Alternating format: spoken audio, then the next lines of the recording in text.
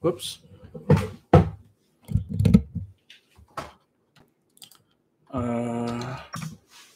Sure my audio's okay. Should be. Um, okay, cool. Audio's working. Everything seems to be good to go. Let me put this out on Twitter. All right, cool. We're here. I'm trying to figure out what's going on with Eric Rowe. He doesn't seem to be hurt by any means, but he's inactive, which is weird considering that Brennan Jones isn't playing.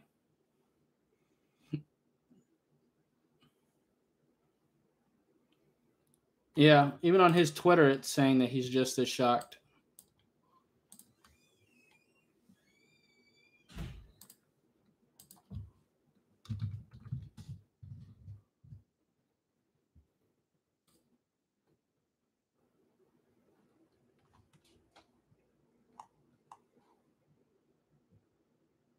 I don't understand.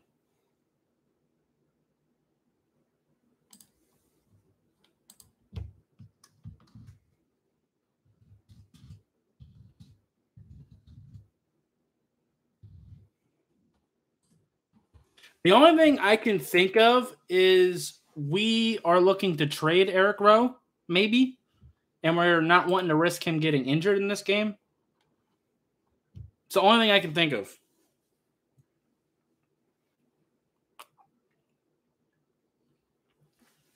Also, side note, I do like the gray jerseys for the Lions. And the gold captain emblem there on Jared Goff with that gray jersey looks pretty good. Really pops.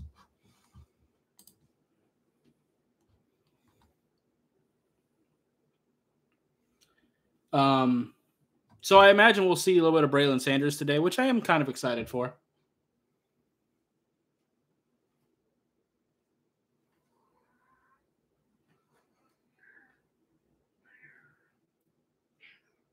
Hang on before it gets started.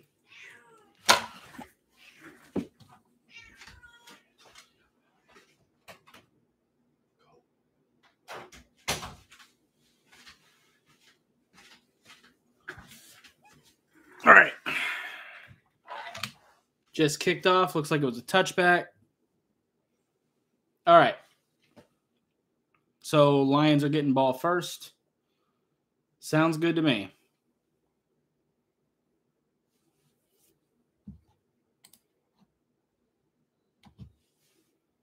So it looks like Jonah Jackson is indeed playing for them. Their left guard.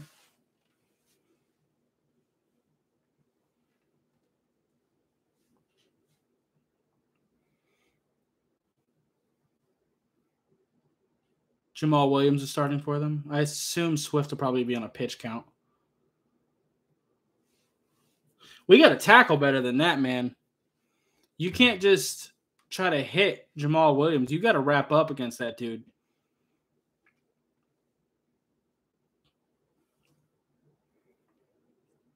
Is that going to be taunting on Landon Roberts?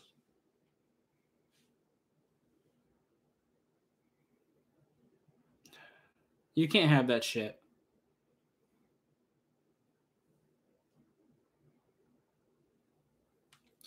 Bro, we can't be having penalties like that, man.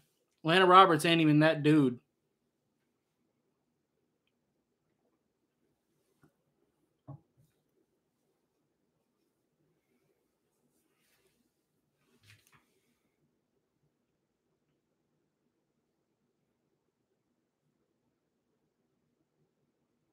All right, come on. Got a 3-4 look.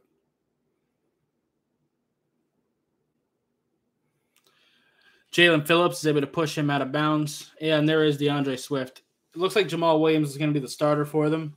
Maybe. He's probably on a – Swift is probably on a pitch count.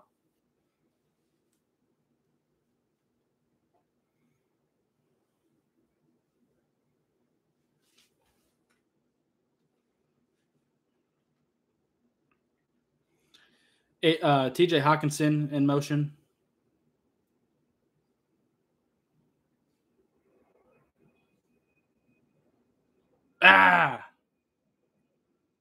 Xavier Howard, man. Almost got there to bat that down, but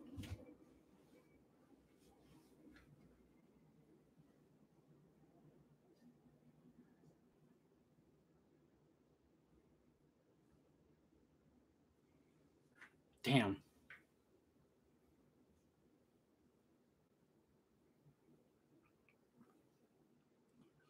That was a good throw.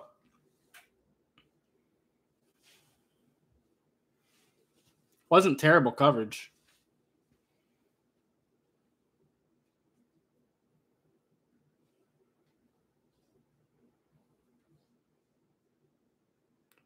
Tight end from Virginia Tech, James Mitchell. I don't like how effective this drive is.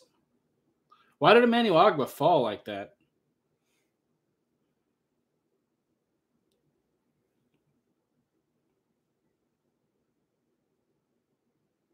You could have at least jumped up to try to swat that.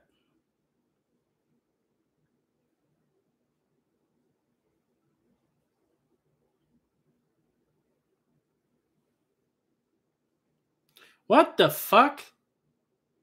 There were so many people that had a shot at him.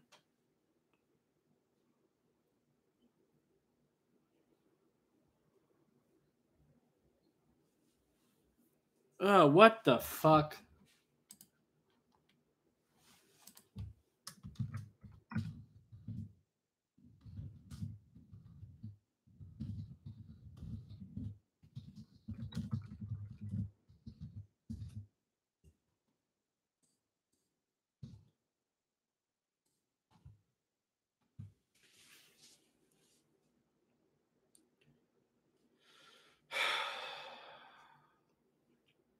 All right, offense, let's go.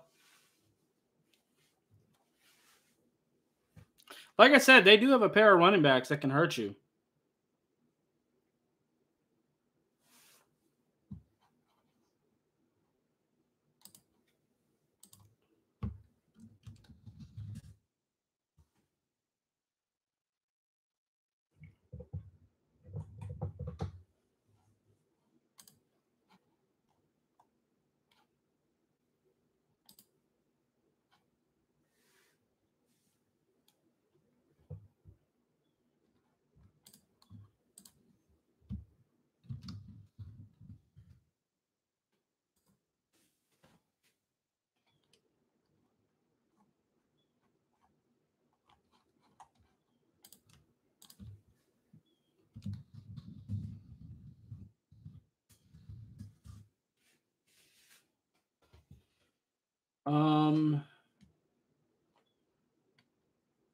The Lions inactives today are Michael Brockers, Deshaun Elliott, Charles Harris, Mike Hughes, Chase Lucas, Ifitu Melifonwu, and Matt Nelson.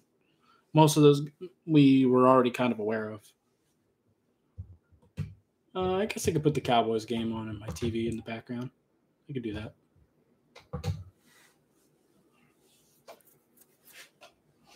We play the Bears next, I think.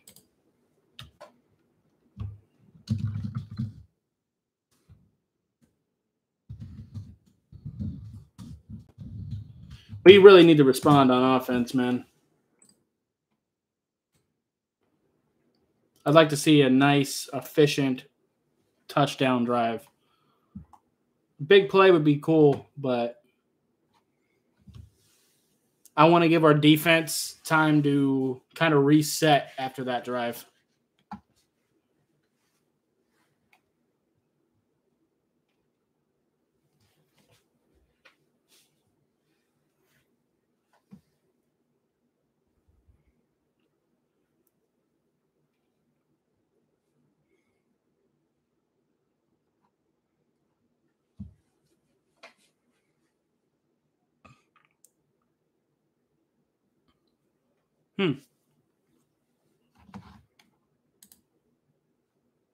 Yeah, you're not wrong. Landon Roberts pissed me off with that shit. I kind of can't stand Landon Roberts. I'm not going to lie to you. I didn't really love him last year, But honestly, the only thing he's really good for is just downhill hitting. His mental processing and ability to read his keys is poor. He's not super athletic. He doesn't cover well. He gets penalties a lot. Like, there's not really a whole lot from him. All right, come on, Tua. Let's go.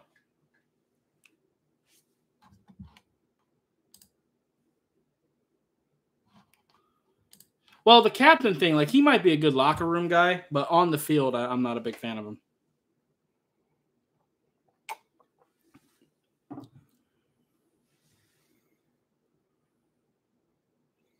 There we go. Raheem Mostert. Let's go. Because Clayton is a captain, too. Or at least he has been.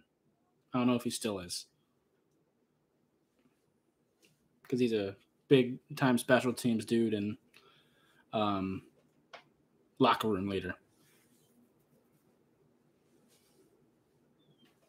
Yeah. Yeah. Great. And Gaskin is inactive today, too. So it's just Edmonds and Ahmed.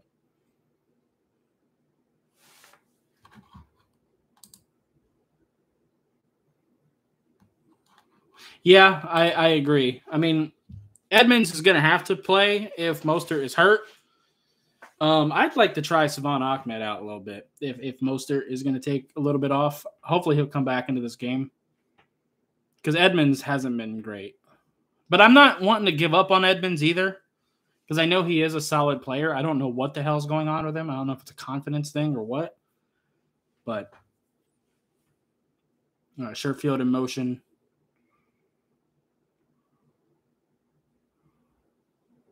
We got Braylon Sanders out there, number 86. All he did was block. Good first down run, though. If we're going to get Chase Edmonds going, though, this is a good game to do it.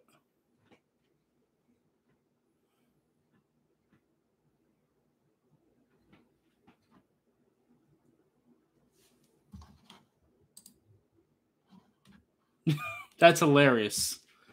Edmund Scissorhands is hilarious.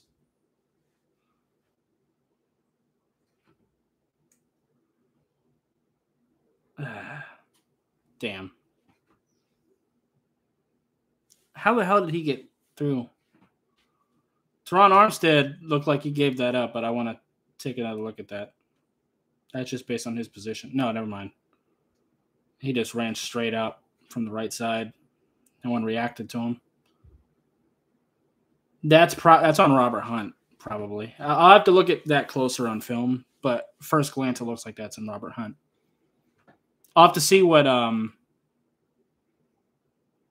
is Brandon Shell or Greg Little starting at right tackle today? Hang on, let me see. That's Brandon Shell. Okay. It's either on him or Hunt. All right. So this is going to be third and like 14-ish.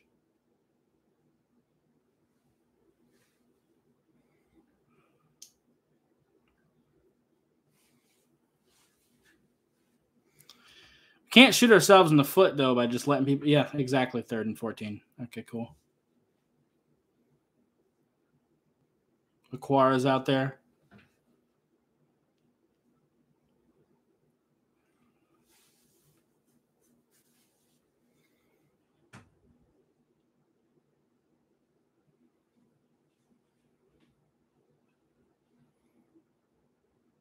I'd like to attack downfield a little bit more with the passing.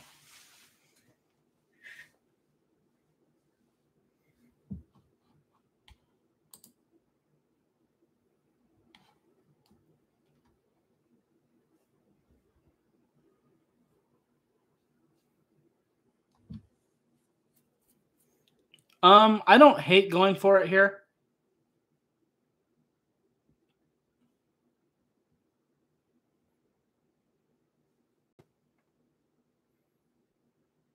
Gesicki in motion. Nice. Jalen Waddle.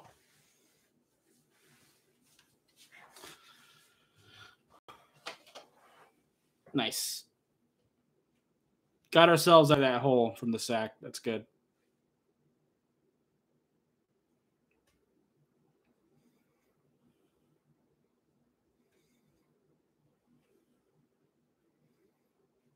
Mike McDaniel's pretty aggressive going for it on fourth.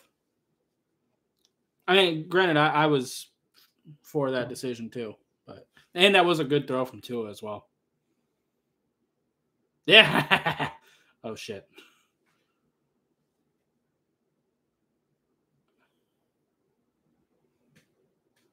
Damn. Was that actually a fumble? Did he actually complete the catch? Damn.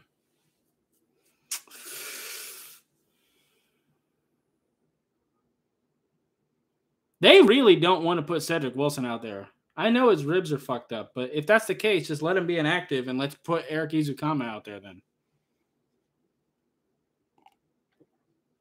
If Cedric Wilson is really that hurt.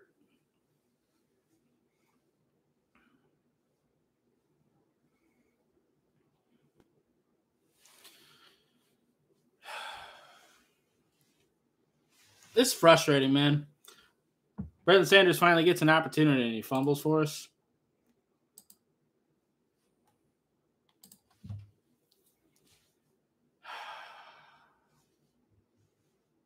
This has the start of a very ugly football game. We got to turn this around right now.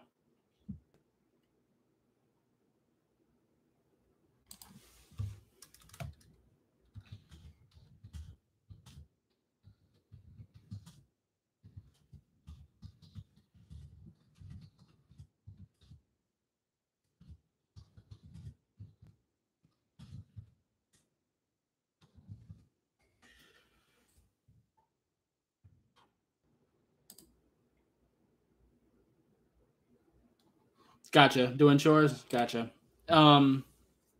We play 4 quarters for a reason, man.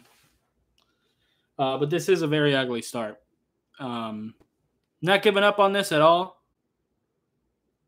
But, bro, that is rough. We let them walk right down the field on us on defense, and then Braylon Sanders gives up a fumble. And that was right after we got a clutch 4th down conversion.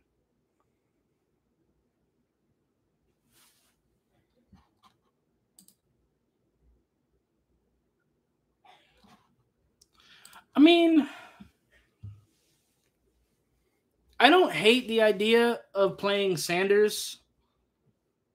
My whole thing is what is going on with Cedric Wilson? Because if his ribs are so hurt that he can't play and that we're putting Braylon Sanders in over him, then he just needs to be inactive. And let's get Eric Izukama, a player we can actually use. Let him be active instead. We could add Braylon Sanders and Eric Izukama instead of Braylon Sanders and Cedric Wilson, who apparently we can't use.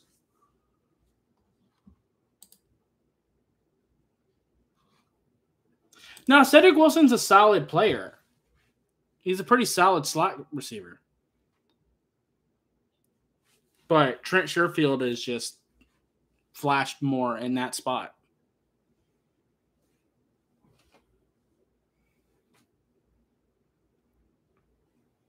I don't know.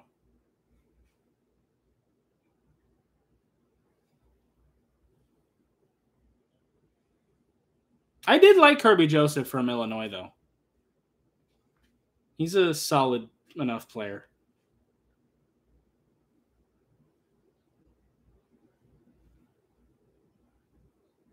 All right.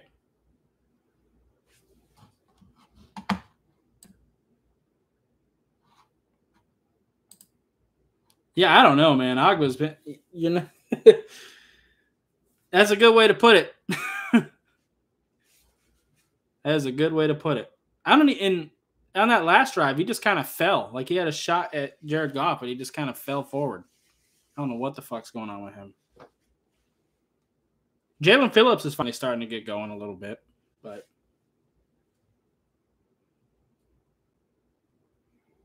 what the fuck?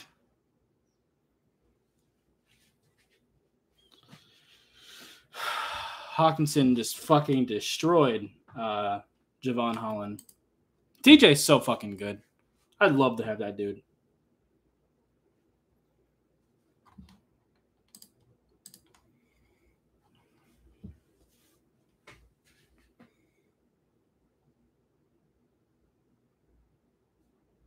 All right.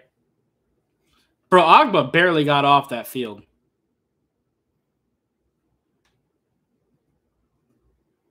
What the fuck, man? We should be crushing these dudes.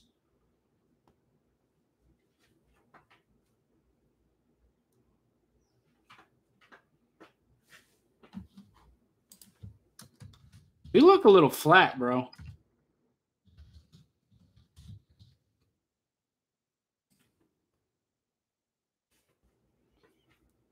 I hope we weren't just like underestimating the Lions all week long. I mean, it's one thing like the fans underestimate the Lions because the Lions are bad, but the team can't do that. Those guys are still millionaires for a reason.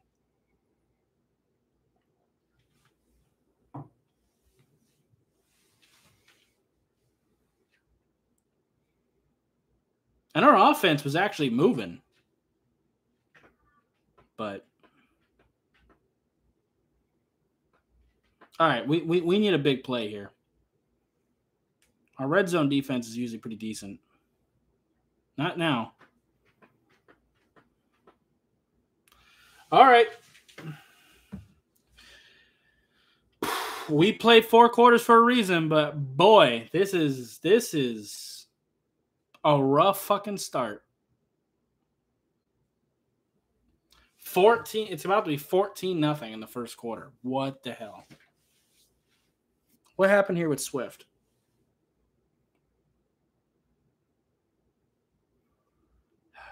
I would really like to upgrade our linebackers at some point. Jerome Baker's fine. If he was like our number 2 linebacker, I think he'd be pretty solid. But as our best guy, it's a little suspect.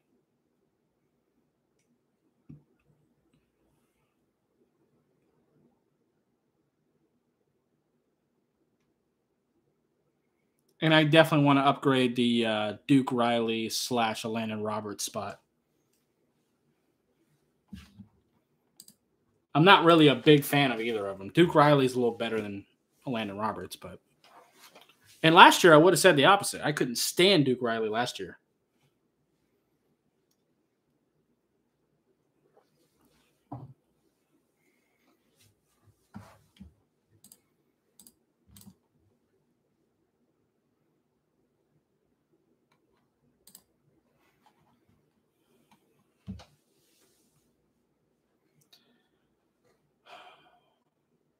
Dallas is up there beating the shit out the Bears. Must be nice.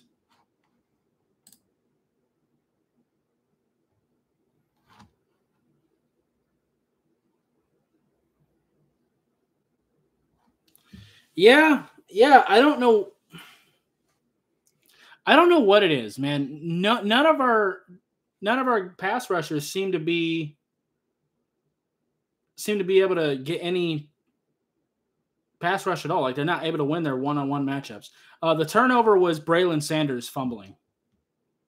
Theodore. Tua put it right on him, and he just fumbled.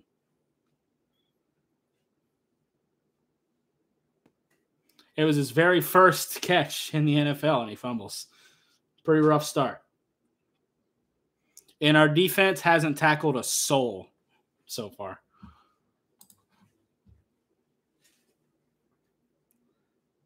And to be honest, this was an issue last year. It's been an issue for the last couple years as far as our pass rush goes. When Brian Flores was here, we were getting pass rush because of the exotic blitz schemes that resulted in people basically running free a lot of times. But when it comes down to one of our guys just having to beat a one-on-one matchup, we don't seem to be able to do that. And you're right. Emmanuel Ogbah, Christian Wilkins, Zach Sealer, Jalen Phillips, those guys should be able to do it. Melvin Ingram, Andrew Van Ginkel, they've been able to do it in the past. Even a Landon Roberts. But for some reason, we're just not getting it done. We're just not winning those one-on-one matchups, and I don't understand why.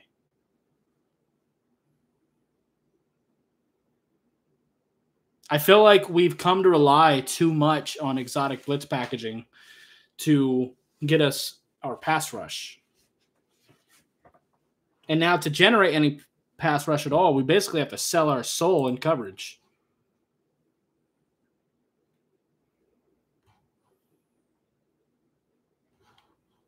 That's good that Raheem Mostert's okay. I am happy to see that. I'm not trying to see a whole game of Chase Edmonds. I would like to see Savon Ahmed get out here a little bit, though. Take some of Edmonds' snaps and give it to Ahmed. Don't take snaps for Mostert, though. There we go. There we go. Tyreek Hill and Tua. Him and Waddle, we got to start getting the ball to them and start digging us out of this hole.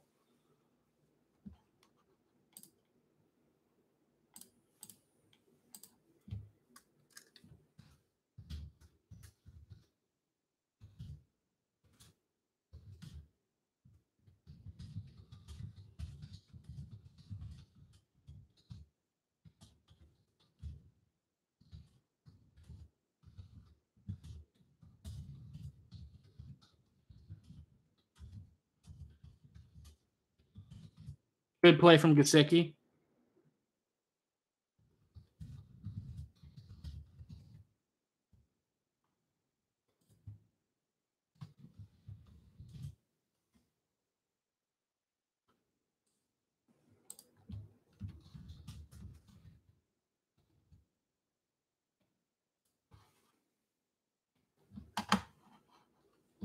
All right.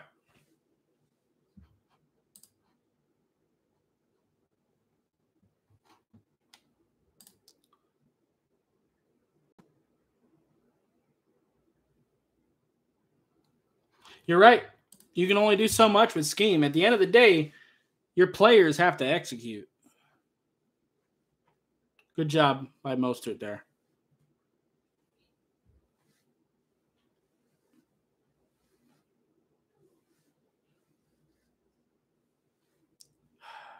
That's Liam Eichenberg. Damn.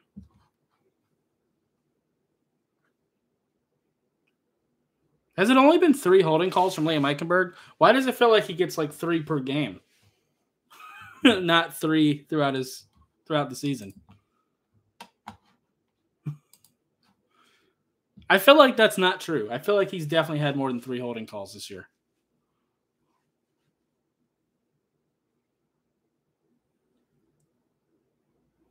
Oh my God, Liam just died on that play. That was a bad throw from Tua as well, but Liam got fucking destroyed. I can't wait to look at that on film.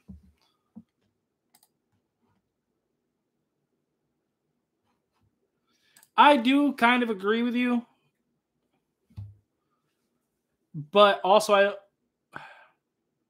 we did this to ourselves by not being more active trying to improve this offensive line for the last few years. Getting Teron Armstead and Connor Williams was great, but we needed more than that. We knew left guard and right tackle were going to be an issue, and we knew that Robert Hunt is a pretty mediocre player too. But we were willing to live with that if we could fix left guard and right tackle for now. But we didn't even try. I don't know.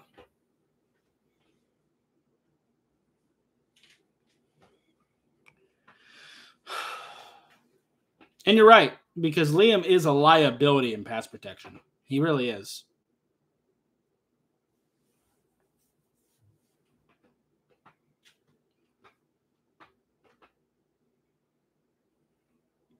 All right, 3rd and 13. I want to try to attack downfield, not just another screen. But if they do a screen and it works, I'll shut up. We got fast guys. Dude, there is so much space in the middle.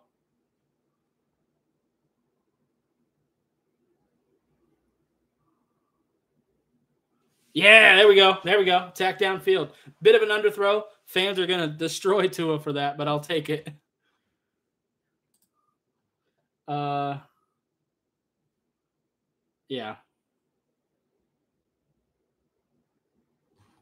Agreed. I agree with everything you just said, Theodore. Those are my sentiments exactly. Robert Hunt was the best offensive lineman we had last year, but that doesn't mean he was great. He was just better by default.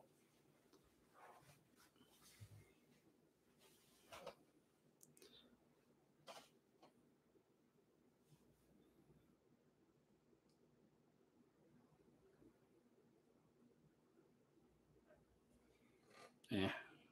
Got nowhere on that run.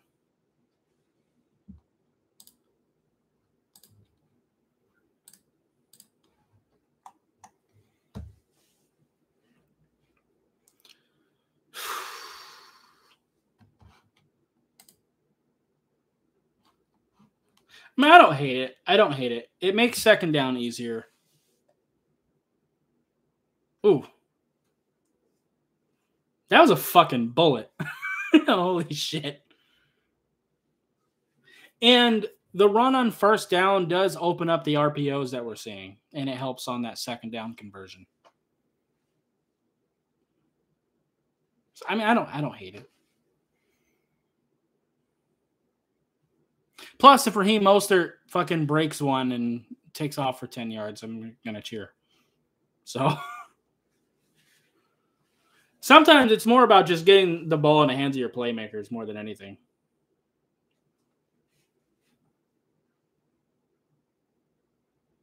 Trent Sherfield at H-back, kind of.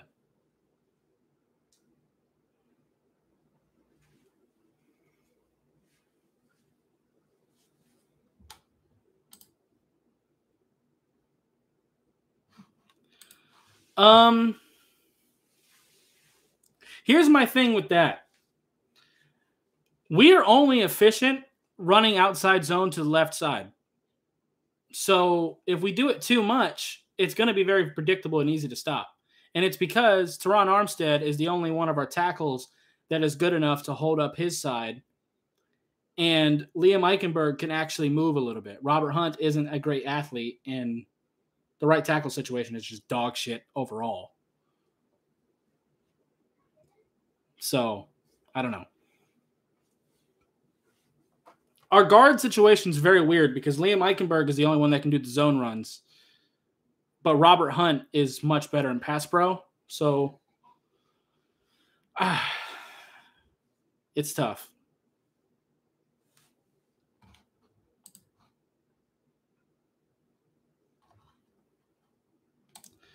Maybe he might be able to help. Hang on. Okay. I was seeing how third down was going to go. What's the flag for? I think Austin Jackson would be actually better at guard. I thought he was better at left guard last year. But regardless, Austin Jackson has to be better than Brandon Shell and Greg Little. He's better than those dudes.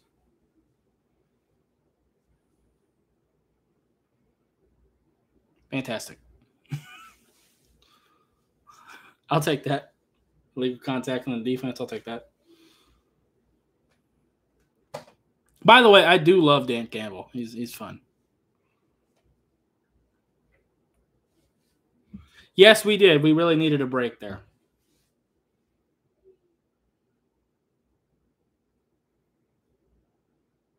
We got Hunter Long out there.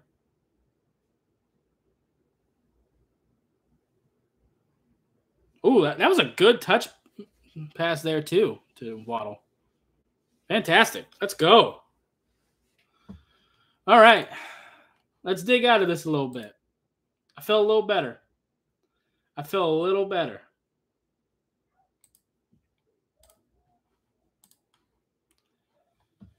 All right. Now, hopefully, we've recaptured the momentum a little bit. That drive was a longer one. It's what I was kind of looking for from our first drive. Hopefully, that allows our defense to kind of reset mentally a little bit.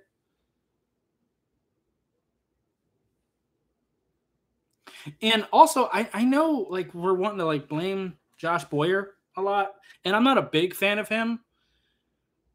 But also, what are you supposed to do when all of the pass rushers that are supposed to be really good for you can't win one-on-one matchups? That's not Boyer's fault. That's our players' fault. We also need to execute better. And when a Landon Roberts can't read an offense to save his life, and Duke Riley is a vulnerability in the run game, what are you supposed to do?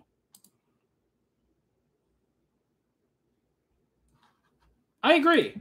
I'm not a big fan of him, and I think that there definitely have been some things that are fine to criticize him for. I think some of the play call has been a little bit predictable. I think he's done better as the season's gone on, and he has been mixing in more zone, not blitzing quite as much, and it has helped. But at the end of the day, we've got to execute. Also, the injuries on our defense, especially in the defensive back group, has been terrible. And you would hope that our pass rushers could step up for you. But that just hasn't happened because we have had most of our pass rushers most of the year. A lot of them are dealing with nagging injuries, but that's football. It's a physical sport. So I don't know. I don't know what you're supposed to do.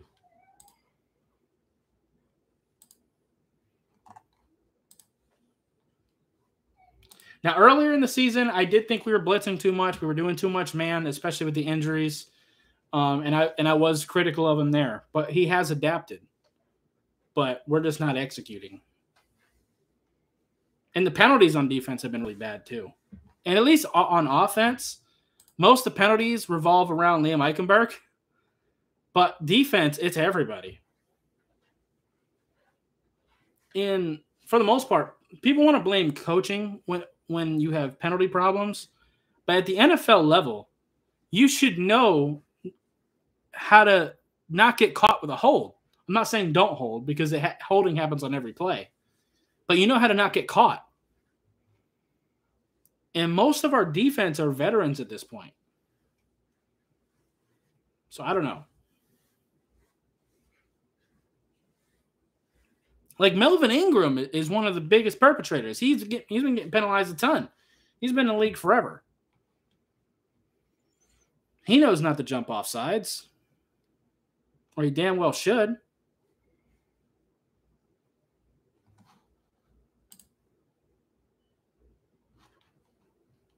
I would like to. I would like to do that. Scouting, you don't really make a whole lot of money to start with.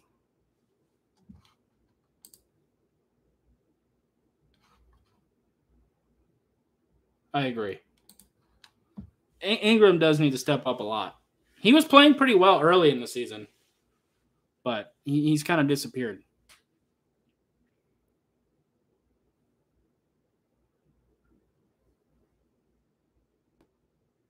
Ooh, Javon Holland, let's go. Let's go.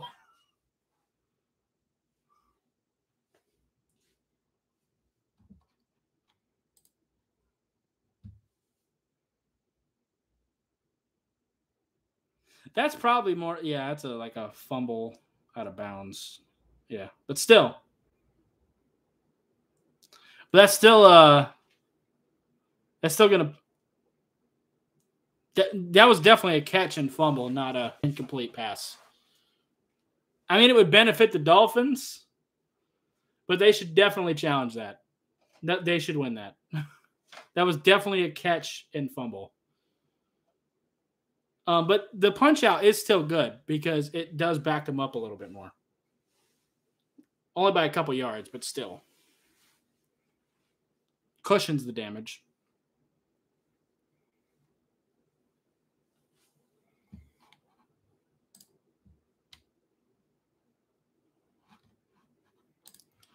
Yeah. The ones I'm really looking to step up are Christian Wilkins in them because, like you said, we cannot let them run up the middle on us like that. And our linebackers, too. And it is more so on the linebackers because when they run up the middle on us, we usually do fairly well against teams, but the outside runs usually will kill us. Jalen Phillips is pretty good at squeezing and defending against the run, but the rest of our edge rushers have been kind of lax with it, which is weird because Andrew Van Ginkel and Emmanuel Agba specifically are supposed to be very good run stoppers, like especially Agba. That's his thing. Melvin Ingram, not so much. He's pretty much always just been a pass rusher, but still.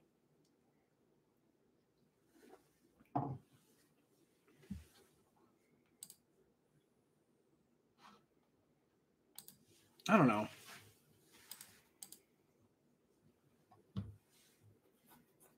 To me, it's weird that you need 3 steps. Because for me, 3 steps, let me see if I can word this right. If you're throwing it on the sideline or in the back of the end zone and you get 2 feet inbounds, we consider that a catch. But for some reason, when it's on the run, it has to be 3 steps in a football move. I don't know why. I don't know why that's the case. It should just be 2 feet inbounds, period. So there isn't as much debate. I just remember a time where I could look at a catch and know it was a catch immediately. Didn't have to second guess it. We just all knew what a catch looked like.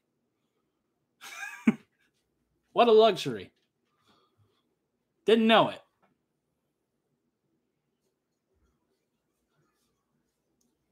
I don't know.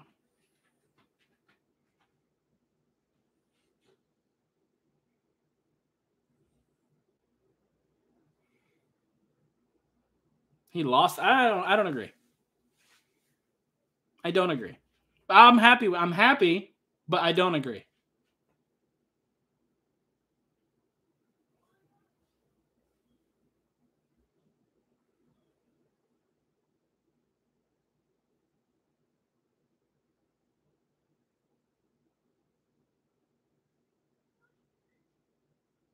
Okay. I don't know. It's weird. I don't know. Whatever. 3rd down. 3rd and 4. Let's go. Let's get some pass rush on Jared Goff, man. Let's get this dude. Damn. Igbenogany, I need you to come down. He sucks in zone, dude.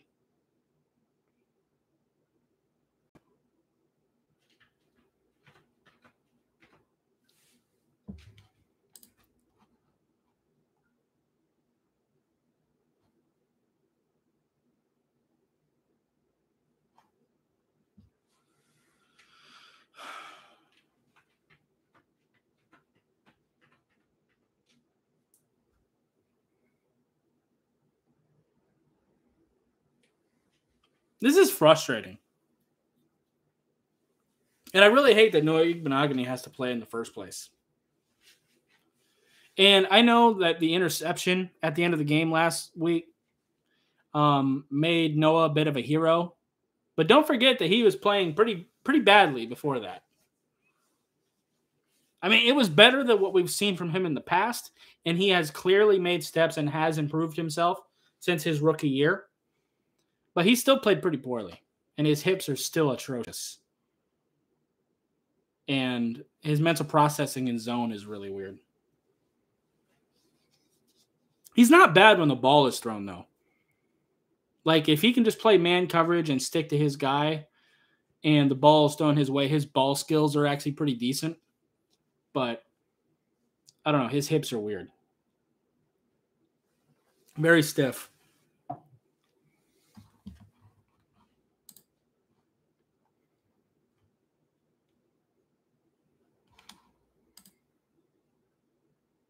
Yeah, Noah is pretty good at press. He's a pretty physical corner. It's when he isn't able to make contact with you that he struggles.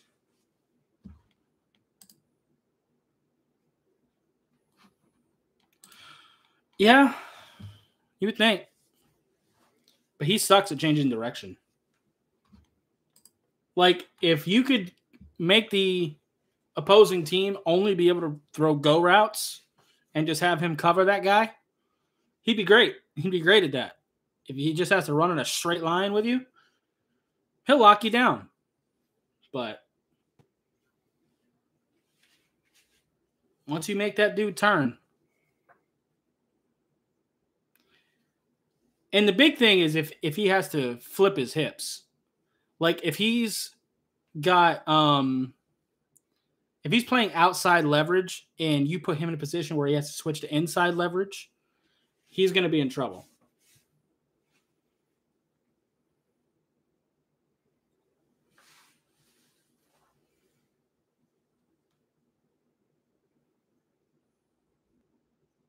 What the fuck? How did that happen? I need you to show me an all 22 replay right the fuck now. Thank you.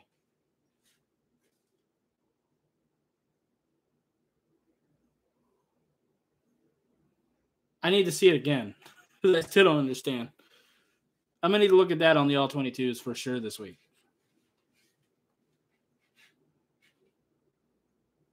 Our defense sucks.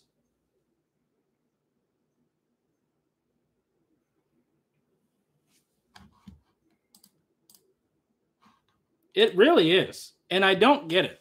Like, I know we have a lot of injuries, but even the guys we have, it's just not the same.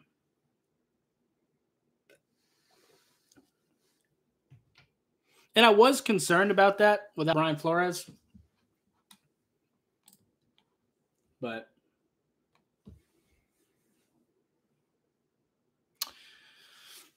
great. Raekwon's hurt. That tracks. That tracks.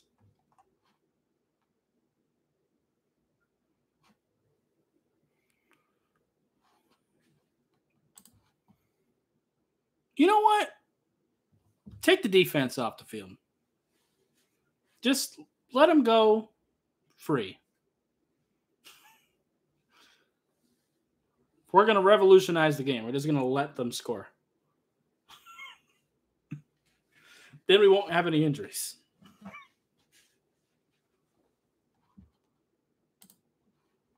Yeah, just let them play Iron Man.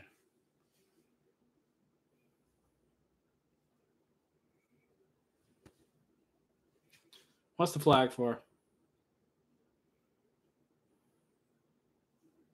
Yeah, I think that's on Detroit. I don't think they got set.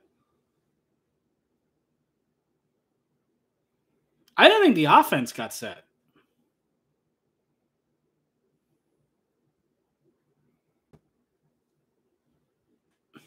Okay.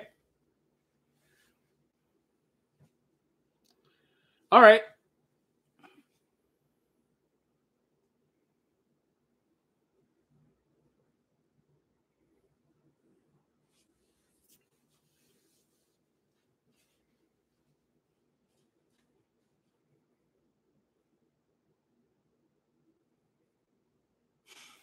Damn.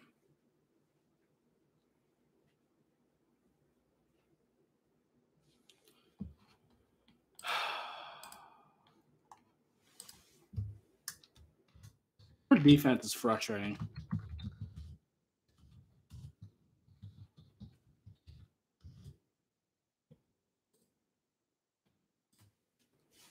Because I know we can play better than this. I know we can. And we did play better than this the last 2 weeks. Against the Vikings and Steelers, I thought we were at least becoming a decent defense. Not to where it should be, but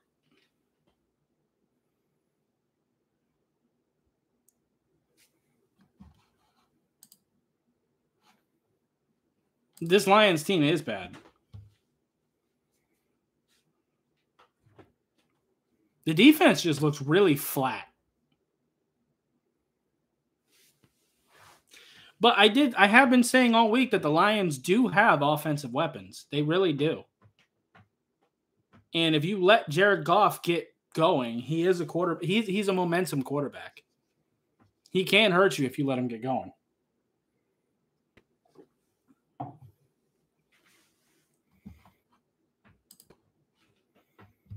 The running backs specifically, Jamal Williams, DeAndre Swift, they're both great running backs. Monra St. Brown is solid. Josh Reynolds and Khalif Raymond, they're both good yak guys.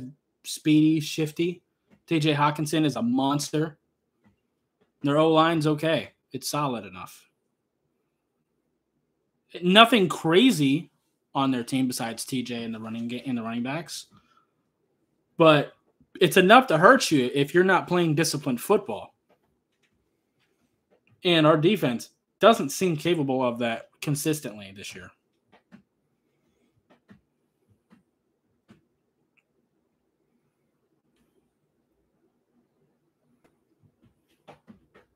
And if you've been, and Randy, I know you've been around my channel pretty much the last couple years now.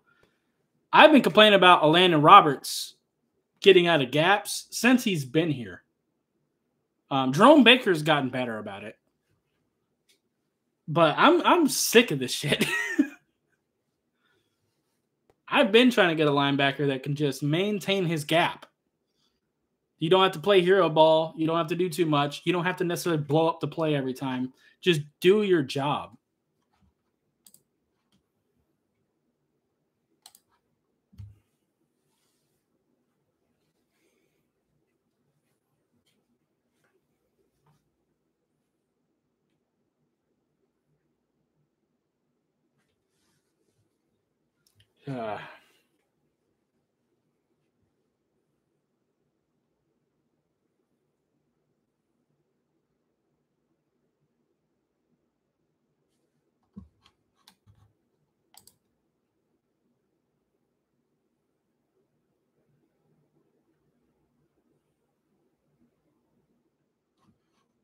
He's in favor of the defense's execution? Huh? I don't understand that. All right, Tua stepping up. Oof. That was a massive underthrow, but great job from Tyreek Hill. Fans are going to...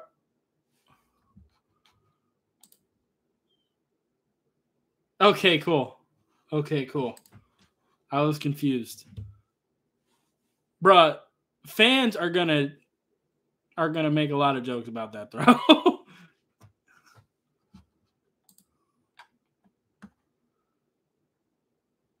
Oh shit. I get it. I just reread it. Gotcha.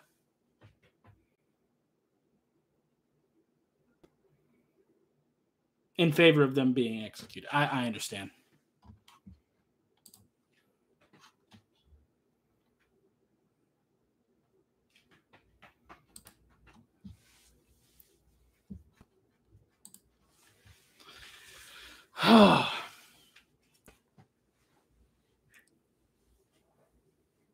Thank God we got Tua. And this is the thing, and this is why we weren't able to win without Tua, is because when we have all these penalties, our defense is sucking, Tua, Hill, and Waddle are able to bail us out of a lot of situations. And Mostert, I'll include him.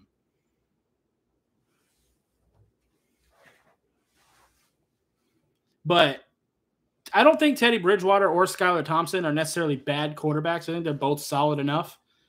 But Tua has to overcome a lot with this team. And they're just not able to do that. Like, how many times has Tua had a 3rd and long situation this year that he's converted because he's fucking amazing? Where he's had to make the perfect throw, and he comes down and he ends up doing it.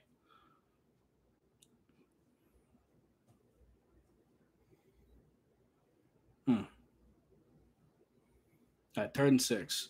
Waddle. Perfect. Let's go. I seen that right away.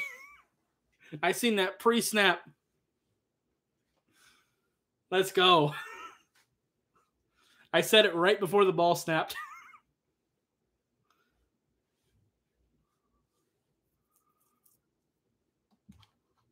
Yeah, Tua's Superman right now. But at some point, I'm going to need our defense to put on a Band-Aid, get some sensu beans, gather the Dragon Balls, get the Renegon, and revive this team, do something.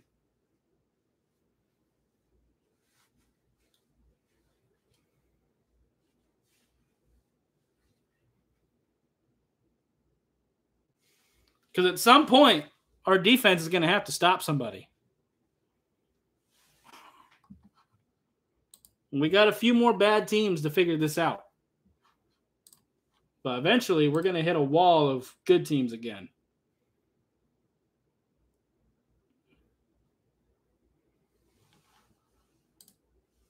Yep, absolutely.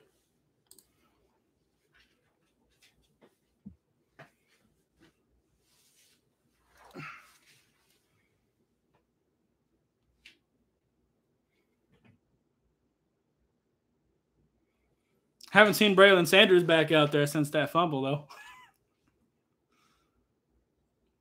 I would like to have Eric Izukama and him active today and just have Cedric Wilson out.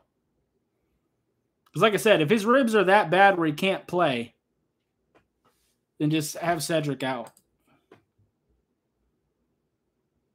I'm telling you.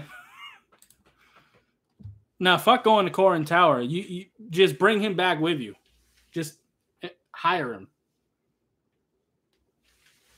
Or at least Yajirobe. He should know how to grow them by now. He's been living with them long enough.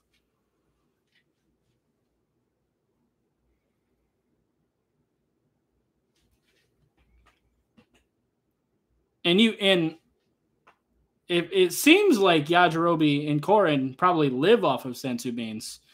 So if you just like cut Yajirobe, you might be able to make like healing potions out of his blood or something.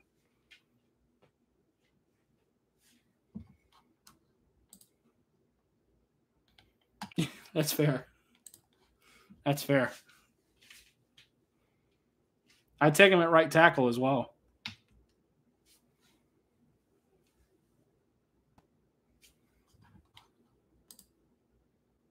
Yeah. I will say, though, I do like Liam Eichenberg at guard better than anything going on at right tackle right now. I will say that. Because at least he has been good in zone running. The right tackle spot's just been bad at everything.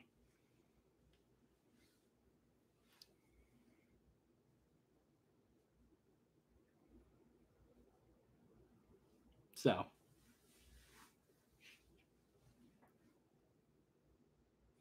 All right. Let's go.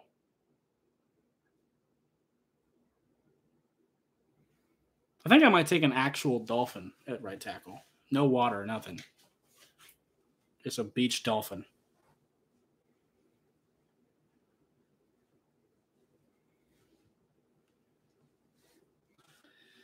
All right, let's get some pass rush, man. I want to beat the shit out of Jared Goff. We got McKinley out there.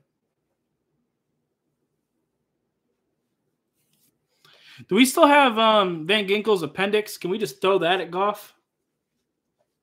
You don't need it no more.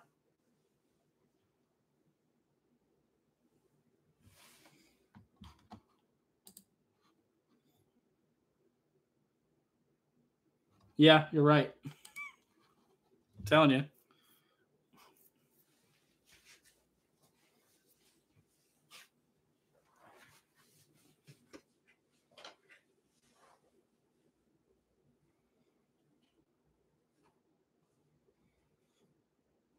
All right, let's go.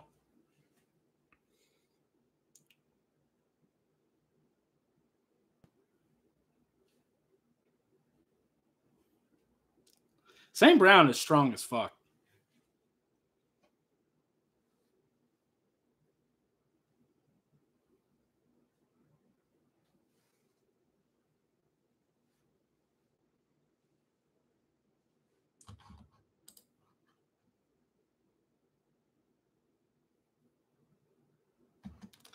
I'm not trying to throw it to Edmonds anymore. But ultimately, I mean, he is supposed to be a good receiving back. So, I mean, I don't think we can afford to just go away from it completely. But while we're down right now, I'm not trying to do that.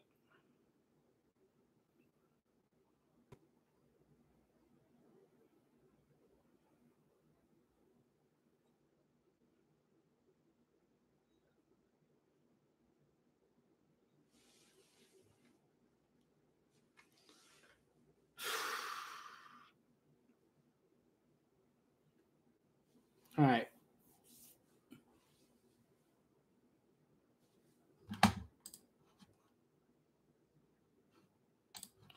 Phillips has been better in the run than our other guys, though. Our better edge rushers. Because at least he squeezes. He doesn't get himself out of position.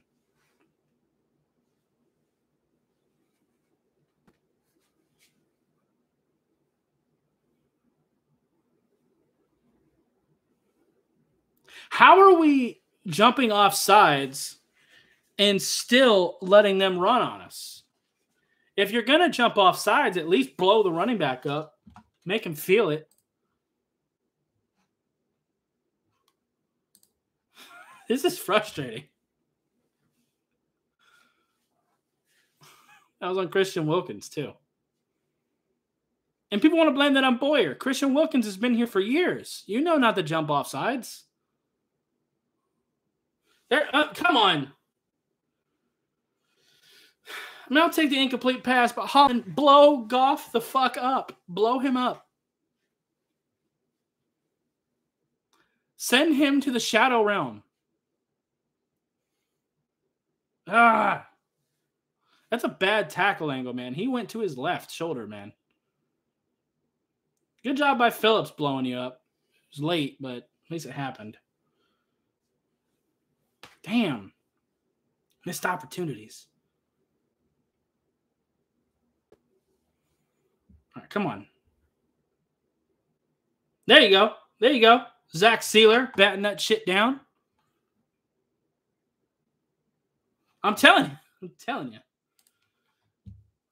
Be looking like people from season 4 of Stranger Things when they start floating up in the air and bodies start cracking and everything. It's exactly what it could have looked like.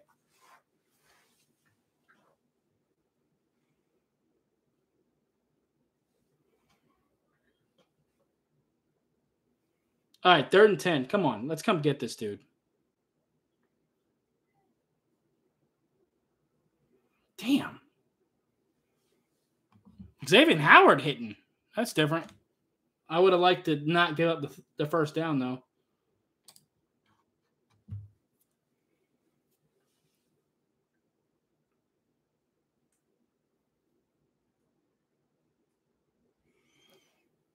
I do like the hit from Xavier Howard. I'm not really expecting that from him, but bro, we get him to a 3rd and 10. We let these dudes convert with Jared Goff throwing the football.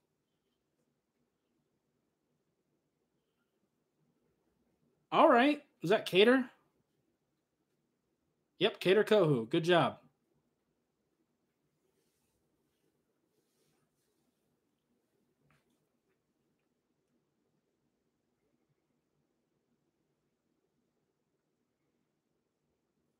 Josh Boyer kind of looks like the singer from Three Doors Down.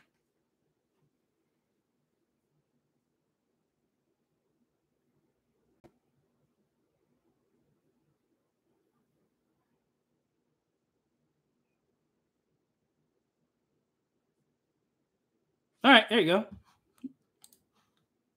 Yeah, Cater Kohu has been pretty good.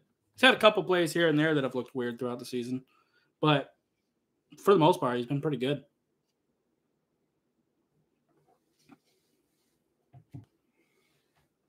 Might make Nick Needham's spot kind of weird after this season.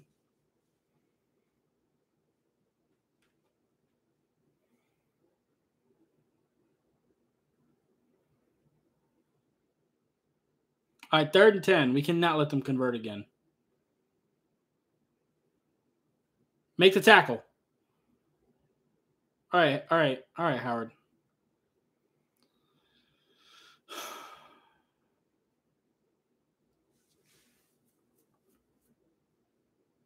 At least hold him to a field goal.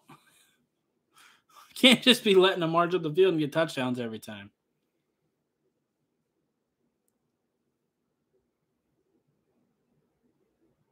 Where's Matt Prater?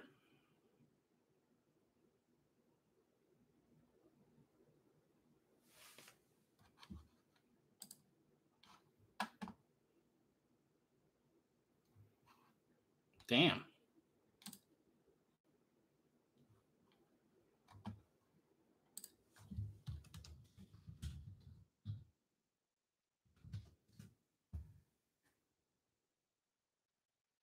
Beats the Cardinals. Okay. I'm going to check my fantasy now. I have like 3 different leagues. Yeah, considering how this game has gone so far, holding them to a field goal might be huge. Because it might have to be a game where we just trade touchdowns for field goals. We might just have to win on offense.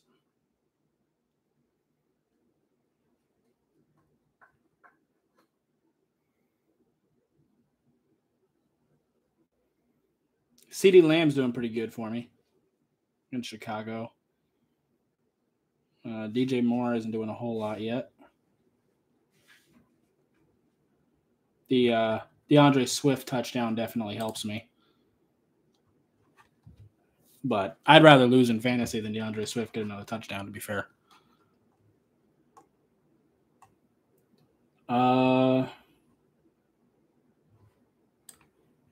Kind of an L starting the Dolphins defense against Detroit, though. But, kind of hurting about this one.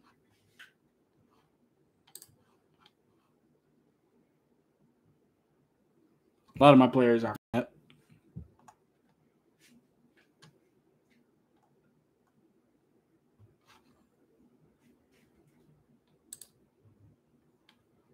What about Yahoo?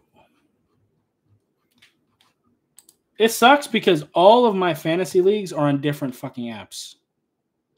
Because everybody that asked me wanted to do it on a different app.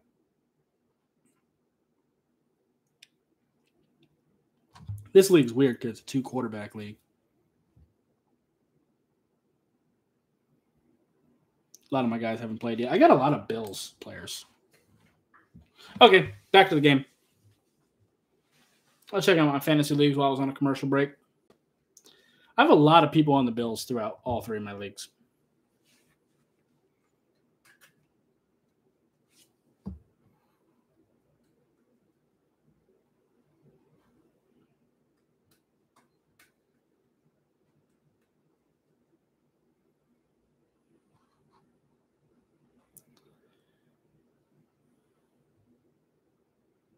All right. Let's go, offense.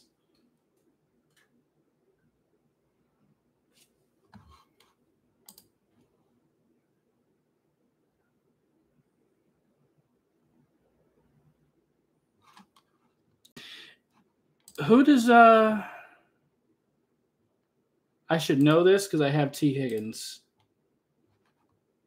Yeah, they play Cleveland. That's right. Yeah, I probably would have stuck with Tua against the Lions defense. I did. Oh, Savon Ahmed. What do you know? Didn't get much, but hey.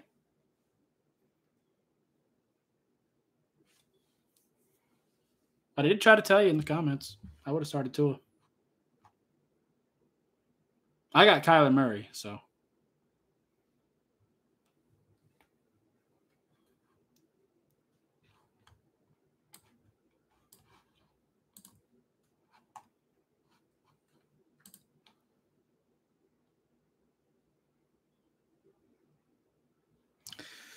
Tyreek Hill. Well, that sucks. With our offense, though, illegal motion is going to happen sometimes.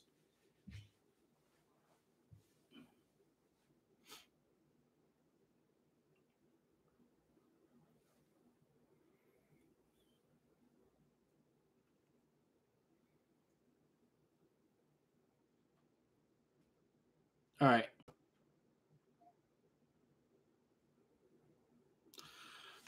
Heads up play from Trent Sherfield. Oh, did he not get it? I thought he got it. Benito Jones is a Lion? I forgot about that.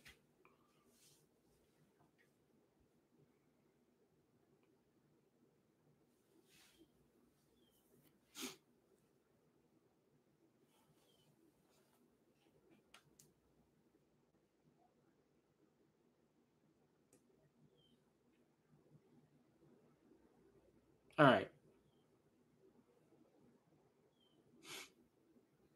3rd and 13. Come on, Tua. See, this is what I'm talking about. Like, we get these terrible 3rd and long situations, and Tua's able to throw us out of them. Like, Teddy Bridgewater and Skylar Thompson are decent players, but they're not able to overcome the bullshit that Tua is able to.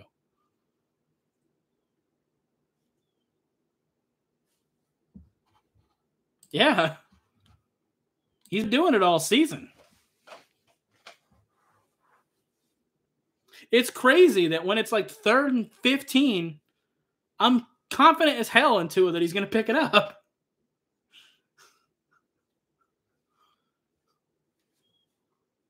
And that's why, like, I got that pit in my stomach when I seen Teddy go out there.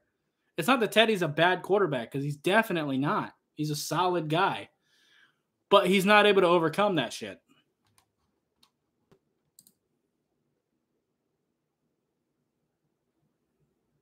Yes, I have heard it. Yes. That is fitting.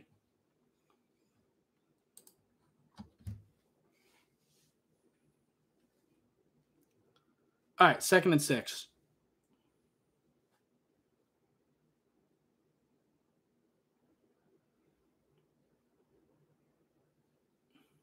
It's going to get pulled back for holding anyway, even if he would have caught that.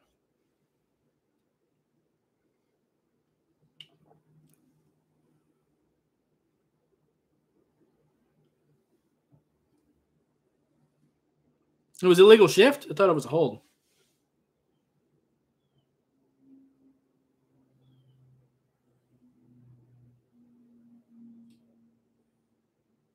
Interesting.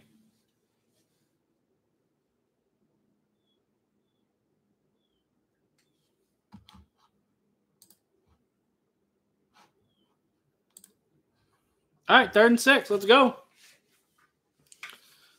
Let's go.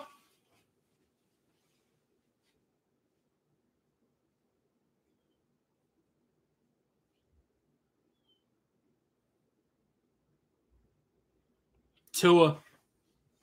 Can't stop him. Tua to Waddle. Let's go. Let's go. I have so much faith on 3rd. When Tua is throwing the ball, those clutch situations, I have so much faith in Tua. I really do. Like, I get the feeling, you know what? We are going to get it. And you know what? Don't twist my words here with what I'm about to say, because I'm not comparing Tua to this guy. But it reminds me of Brady in that way. Because when we were playing against him and the Patriots needed a key play on a 3rd down, you would get that pit in your stomach that Tom Brady was going to make that play. And it was usually a negative. Oh, great job throwing it to Tyreek there.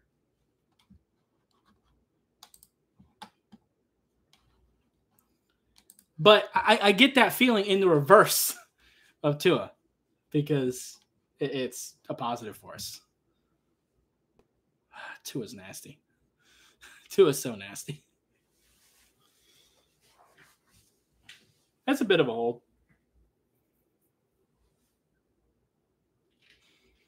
I ain't noticed it, though, so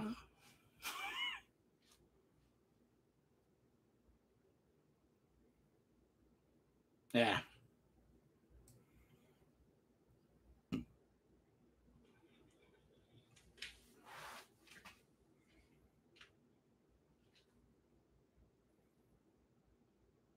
That was a hold, and we still, oh my God. Brandon Shell died a painful death on 2 plays in a row. That's Teron Armstead.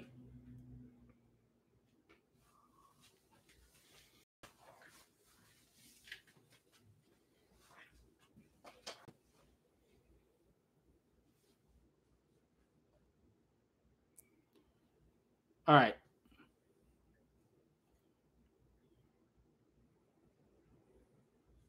Second and 15. Let's go, Tua. Let's go, Tua.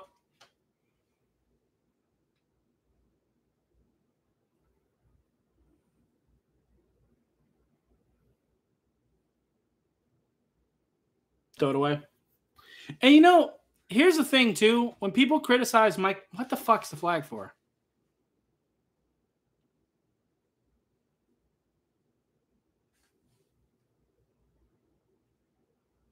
I got something to say after this, but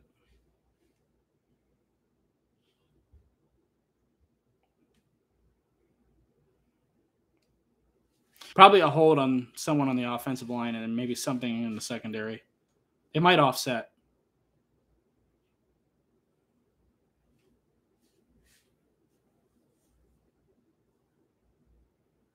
All right, they're taking forever. So what I was going to say is that people like to criticize Mike McDaniel for not running the ball as much.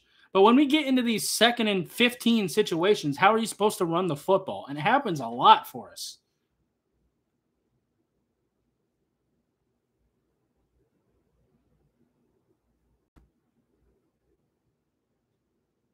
They declined both penalties. Okay.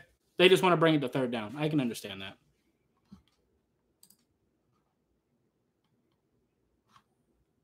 Well, the thing is, Mostert has been very effective, but when you have these, when we're behind the sticks in a 3rd and 15 situation, you have to throw it. And Tua's been balling, to your point.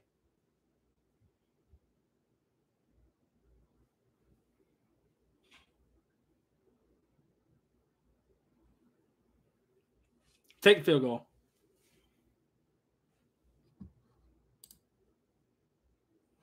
That's that's a rough situation.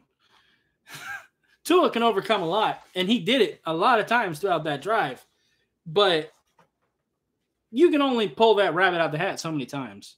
Yeah, just take the kick. Don't go for it on 4th and 9. Don't do that. Just take the field goal. 4th and 9 is crazy. We'd probably be able to get it, but just take the field goal.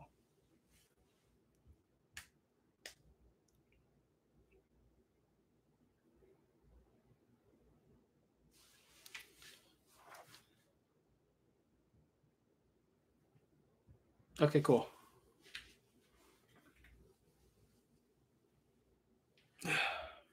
Y'all remember when Jason Sanders, no matter what the length of the kick was, you almost felt like you could go for a bathroom break because you just knew he was going to convert it? Now I'm kind of holding my breath a little bit when he kicks.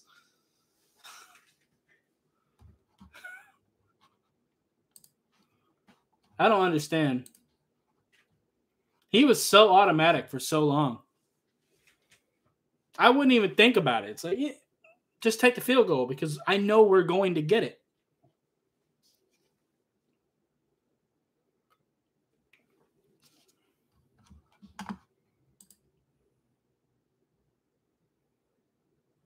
Yeah. Yeah, I don't know what's going on.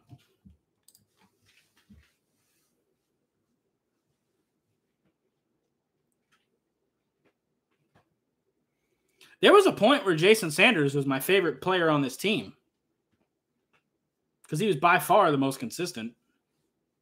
Granted, that was 2020, and that team was fucking terrible. Wait, no, 2019. 2020 we were pretty decent. That was the good Ryan Fitzpatrick year when we kind of swapped between him and Tua. They started to run together after a while.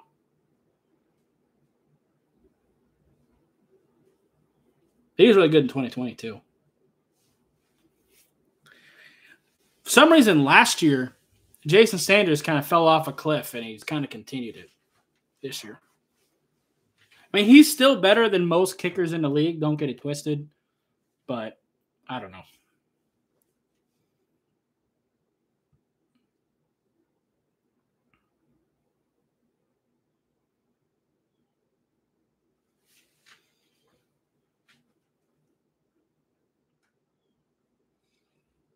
Good job by Zach Sealer there.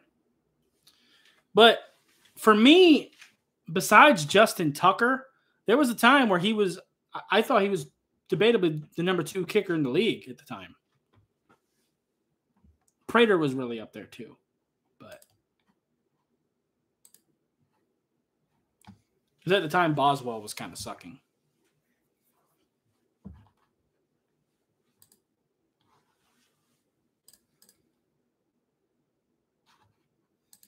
Actually, I kind of can. I'm not that surprised because our offense is great. We're responding. We just can't shoot ourselves in the foot.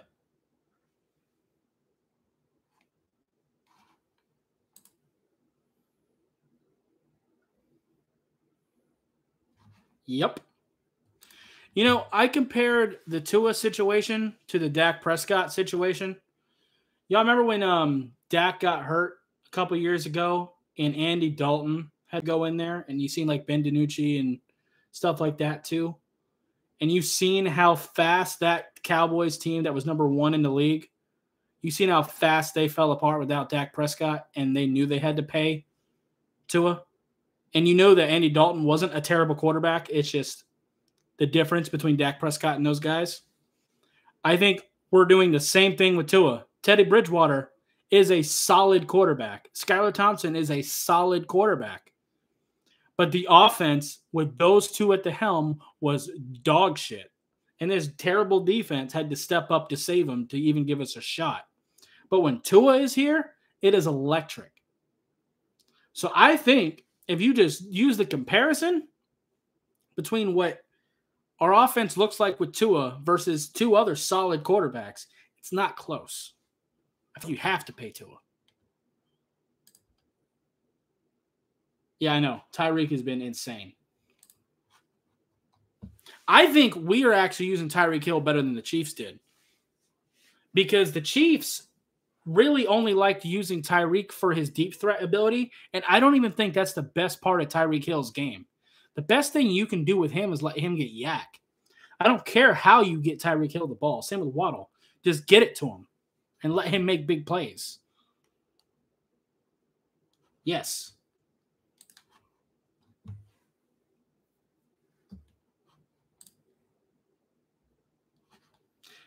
Yeah.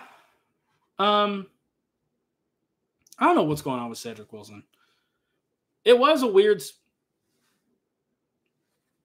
Good job there. It was a weird signing from us to pay him that much.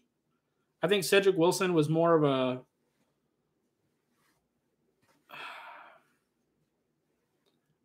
I think he was more of a symptom of how good that Cowboys offense was, how good Dak was playing, having Amari Cooper, having CeeDee Lamb, Michael Gallup. I think he was more of a product of that. And Trent Sherfield kind of stole his job for making like $42 at doing it.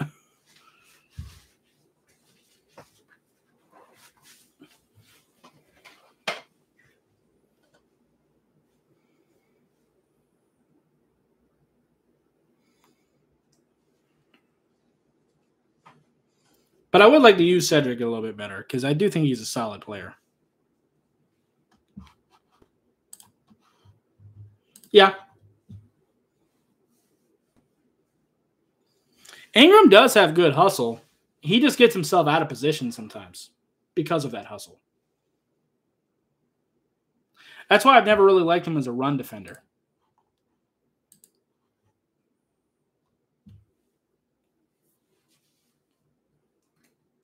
Melvin Ingram is kind of a player you just kind of unleash and just kind of let him wreak havoc. Oh, there's Cedric Wilson as a returner.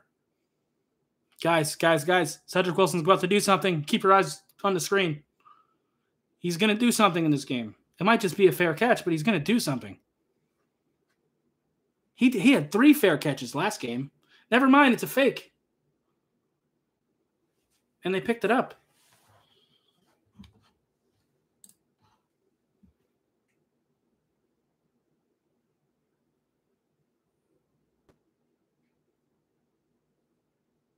Yeah. I actually would like to put Melvin Ingram on the inside on passing downs instead.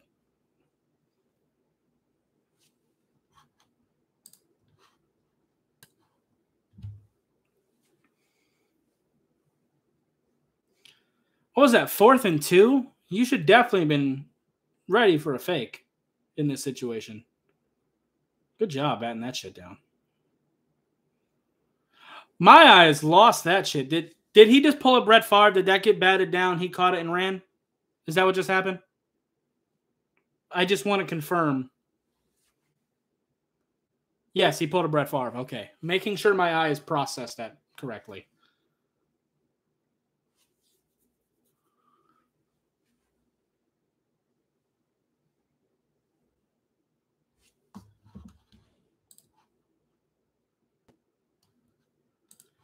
I don't know.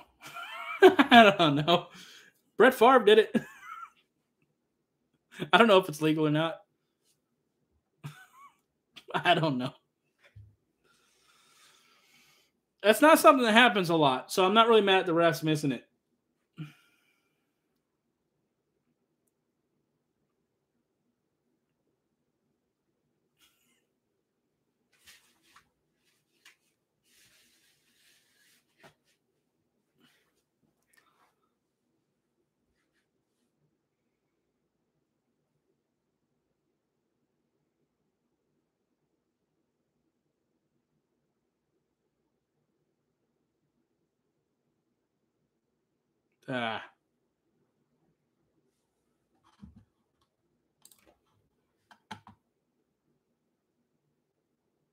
Me too. I'm going to be pissed.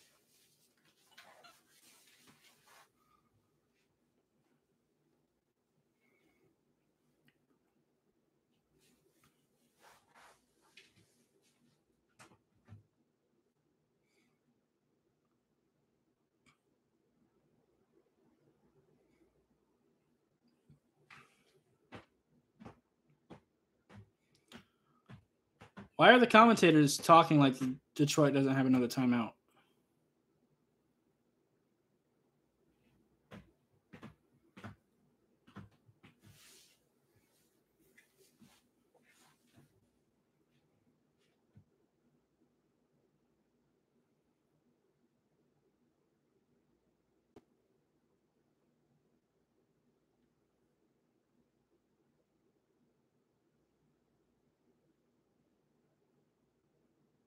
How was that illegal contact? The guy was in bounds when he jumped. Oh, it's just about. I thought it was on Clayton.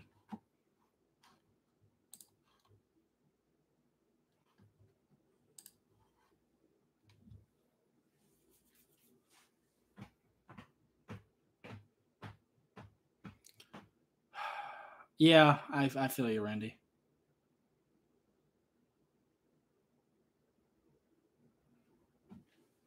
They gotta take the goal here. These penalties are insane.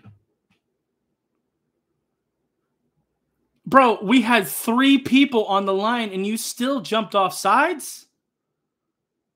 What the fuck is your problem? Who does that? Who raised you?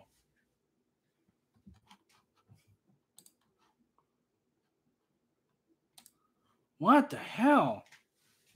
You're a veteran, dude.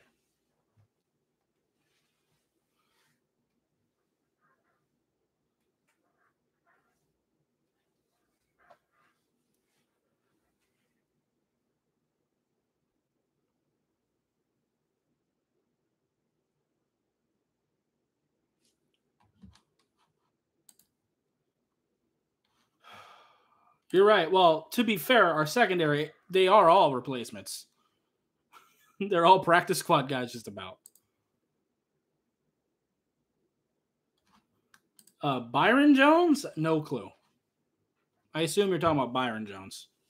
I have no idea what's going on with him. I don't think anybody seems to. I don't even think Mike McDaniel really knows.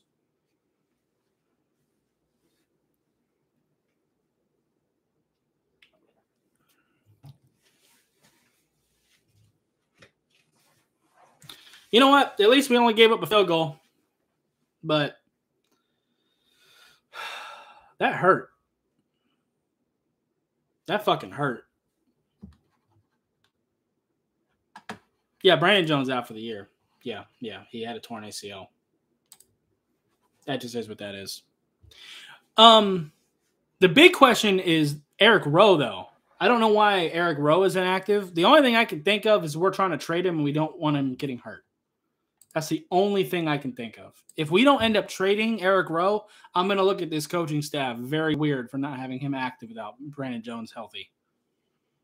I'm going to look at him very strangely. Because that's the only explanation I can think of. Because we're really putting Verone, McKinley, and Clayton, not even going to try his last name. We're putting Clayton in the box. And when we want to do two deep safety things, we put in Verone McKinley, which kind of signals the offense for what we're going to line up in as well.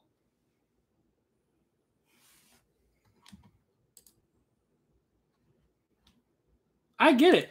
I wouldn't want to trade for Eric Rowe either, but I can't for the life of me figure out another reason why he wouldn't be active today with Brandon Jones hurt.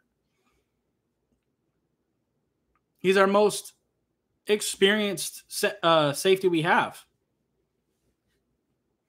At least have him in rotation, or at least for depth, in case Verone McKinley is failing, who's an undrafted free agent, who's not very athletic. Or because Clayton is very limited. He's mostly just a box safety. I would have at least had him active. I don't know. Clayton you have to have here because he's a good special teams guy. I don't know. Anyway, I'm going to go refill my water real quick while it's halftime and stretch my legs a little bit. I'll be back.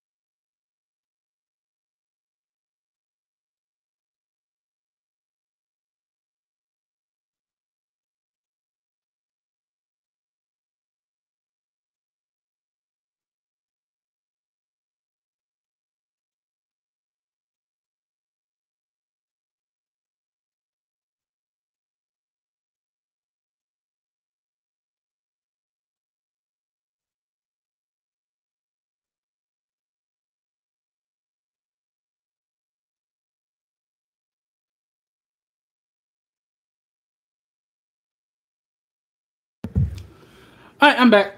Let me check some of the other NFL scores too. Let me refresh this, see what's going on in the rest of the league. Broncos and Jaguars. They play in London?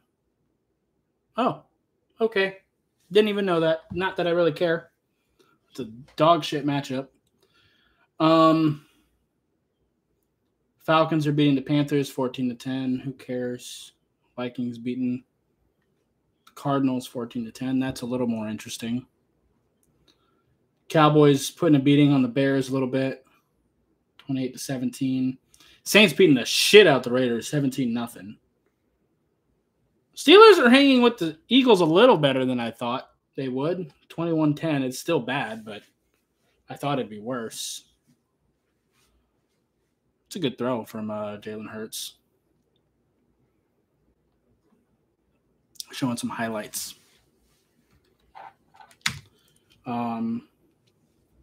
Let's look at some of the stats from that Raiders-Saints game. Actually, before we do that, I'm going to go into some of the stats for the Dolphins game first. So I'm selfish.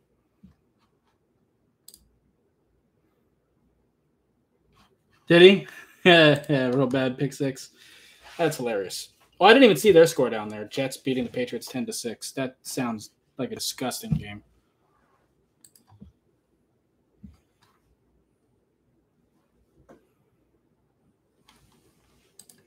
The Titans play at 4. Malik Willis is going to be starting today because Tannehill's sick, so that'll be interesting. Derek Carr, 7 for 16 and a pick. Nothing really going on in the run game too much. About the Saints, Andy Dalton, 15 for 21, 142 yards and a touchdown. Decent. Alvin Kamara having a pretty decent day. 8 carries, 31 yards and a touchdown. Nothing crazy. But 7 catches for 54 yards and a receiving touchdown as well is pretty solid.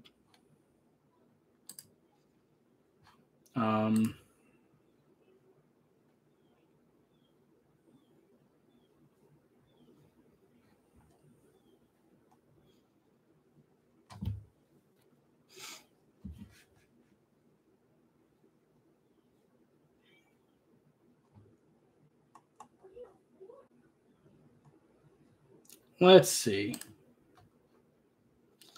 Looking at some of our stats, Tua is 17 for 22, 253 yards and 2 touchdowns. Raheem Mostert, 4 carries, 13 yards. I would really like to try to focus on running the ball a little bit more. We do get the ball back after halftime, if I'm correct. Pretty sure we deferred. Pretty sure.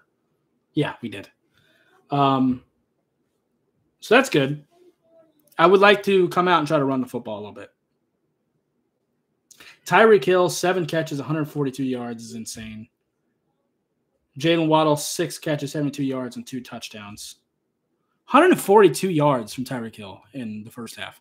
That is insane.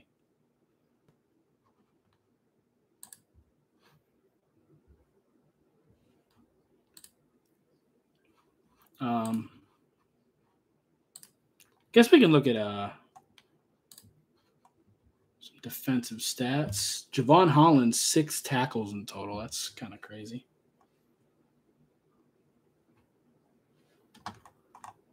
Well, look at some of the Lions stats. Jared Goff, 18 for 25, 264 yards and a touchdown.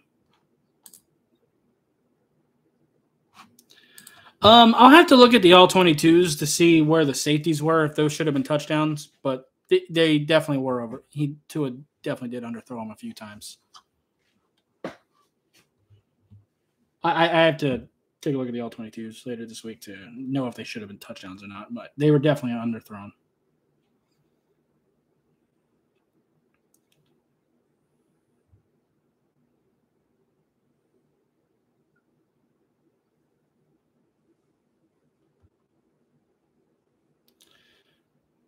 Jamal Williams, 8 carries, 41 yards. That's 5 yards per carry, just about, with 2 touchdowns. That's pretty crazy.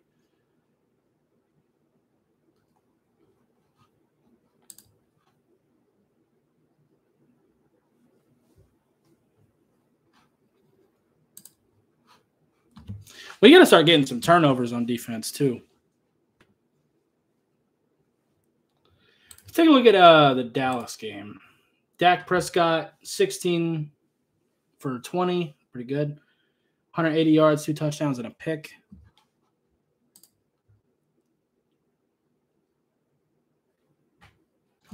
We're at least going to need to make them take a few field goals. But, yeah, our defense is going to have to step up at some point.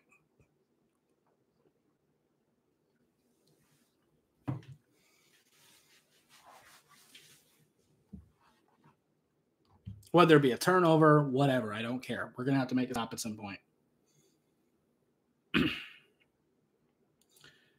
Tony Pollard, 7 carries for 51 yards. Okay. You know, if Tony Pollard goes crazy in this second half, it'll be very interesting when Zeke comes back. Same thing with the Titans. If Malik Willis goes insane, Tannehill might not have his job next week.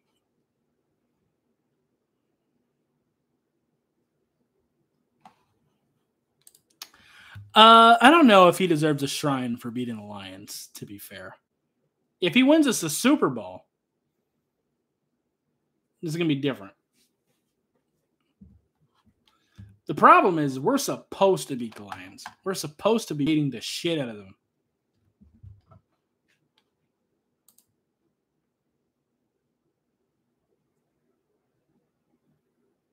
Yeah, I know. I love Tua. I really do.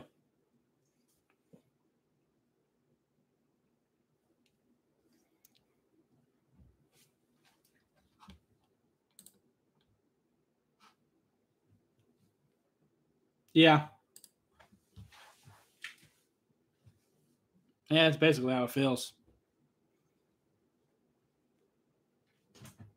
Right now, just average offenses feel like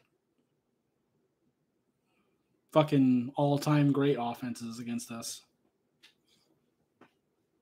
Feels like we're playing against the fucking greatest show on turf. Shit like that. The killer bees of the Steelers. The Chiefs in their prime. Shit like that. That's what it feels like.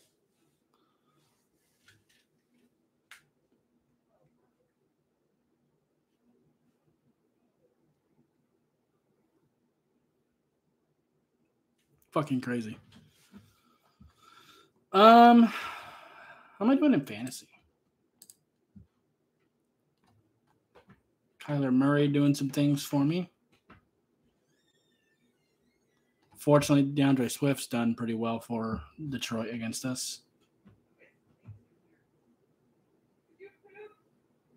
CeeDee Lamb's doing pretty well.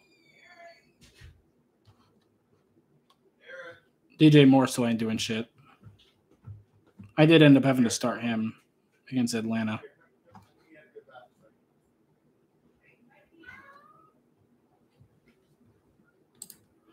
Okay, game's coming back on. Good.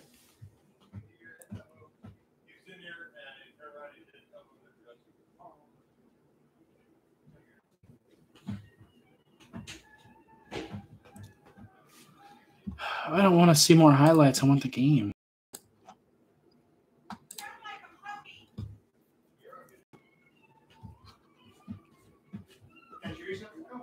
Najee Harris is kind of falling off this year, man.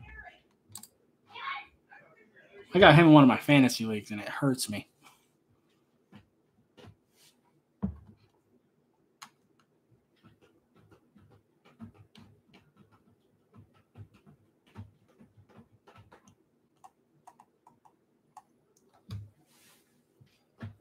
I thought I was going to be looking pretty with Najee Harris and Saquon Barkley in that league.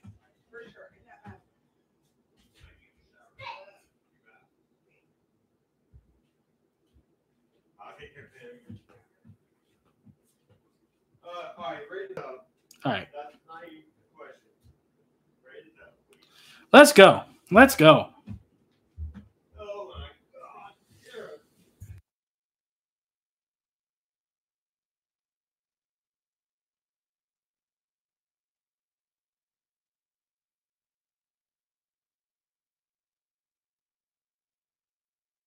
God. All right, here we go.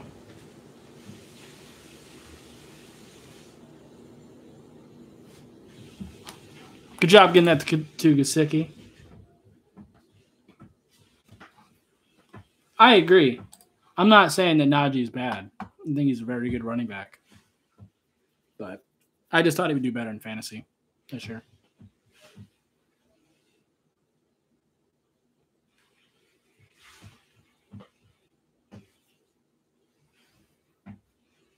Steelers just have to start drafting better. Just like us.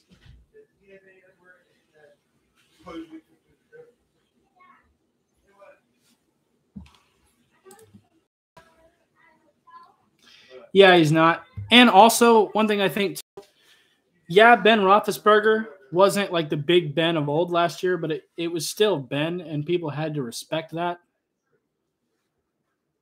where now, whether it be Mitch Trubisky or Kenny Pickett, people aren't really fearing the pass game for the Steelers. I think that's a part of it too.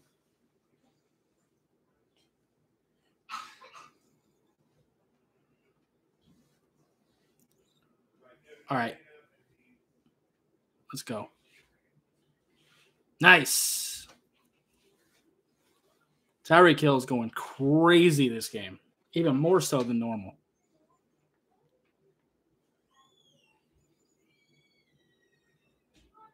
Could Tyreek Hill get 2,000 yards this year? Is that possible?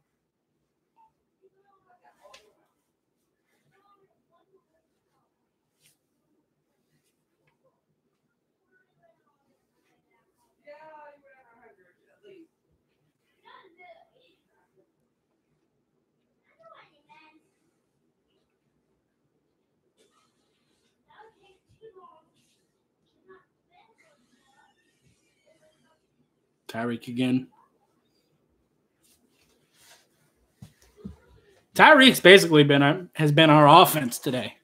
Well, I guess I can't say that. Waddle's got the 2 touchdowns, but still.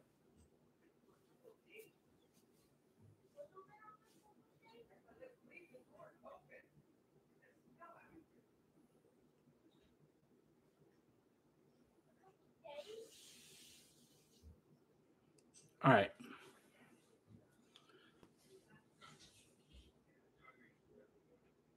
Smythe in motion.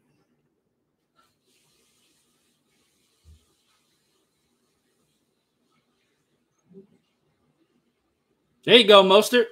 Let's get that going. Let's run the football a little bit.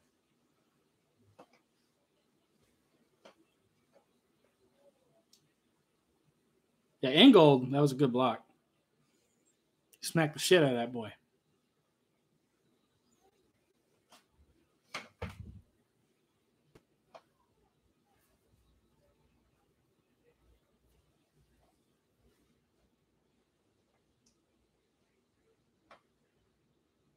Oh, let's go.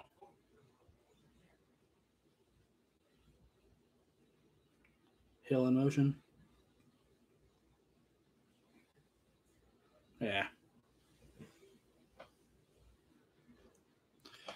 Nowhere to go on that run. But we can't give up on it. We still have to try to run the football. So we can get the play action passes that really work well for us.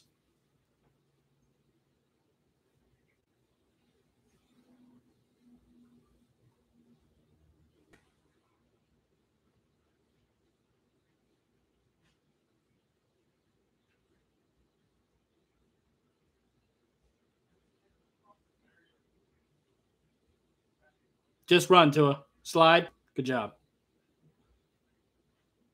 Is that not that's not unnecessary roughness? Tua slid and guy went straight at him.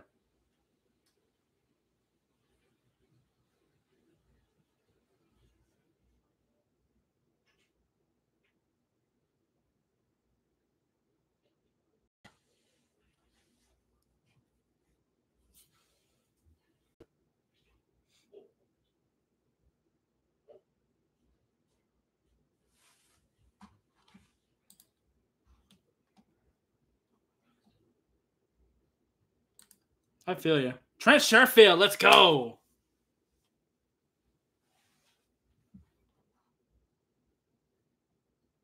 Absolutely review that.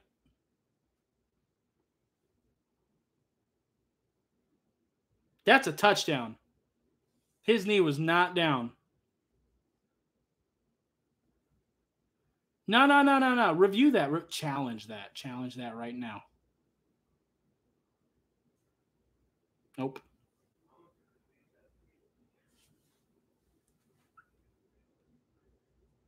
I agree. If we don't get in the end zone, I'm going to be pissed.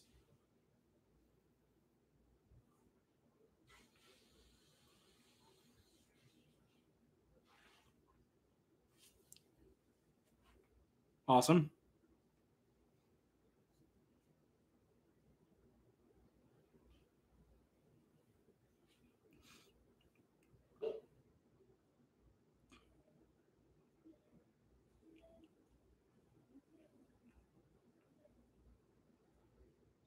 All right.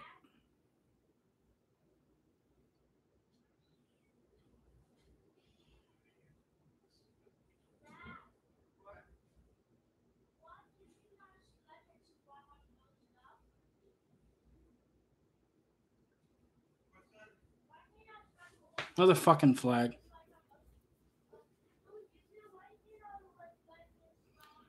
It's a legal shift. I'm not sure. Okay. Okay. I'll take it.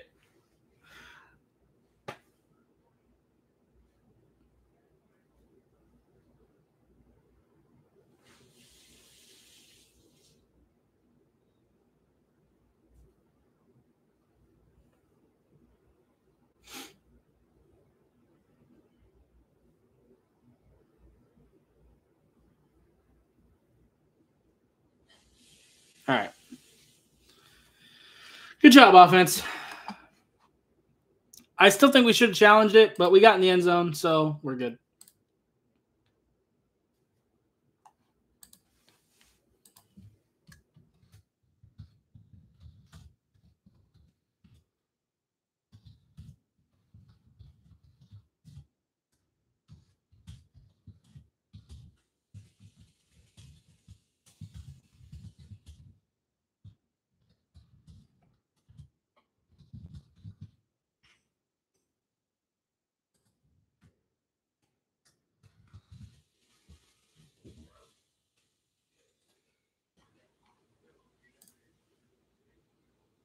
I agree.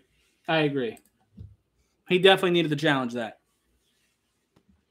That is definitely a tick on McDaniel. But at least we got the touchdown. Even though that should have been an illegal shift on us.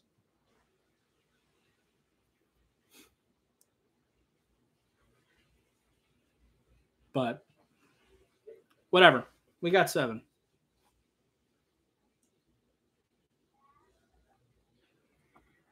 Illegal shift's kind of weird, though. It's very inconsistent with what is and is not illegal shift.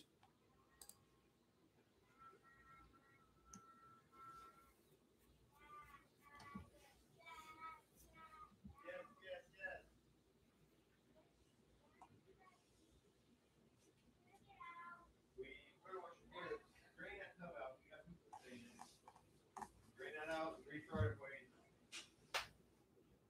Let me wash your hair.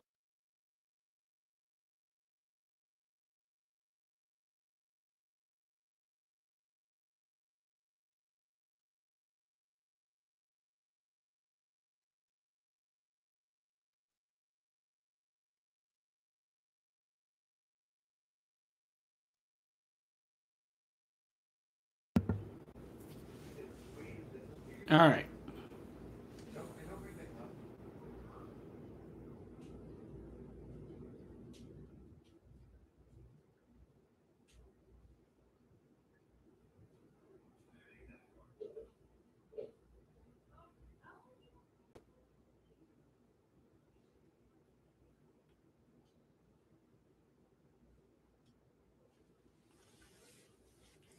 He's been insane.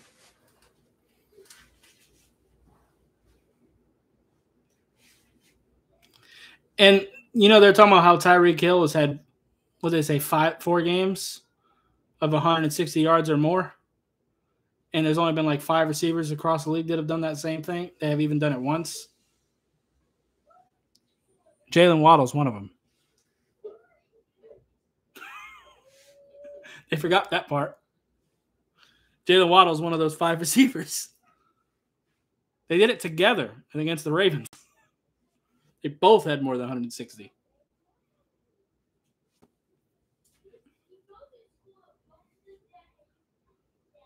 All right.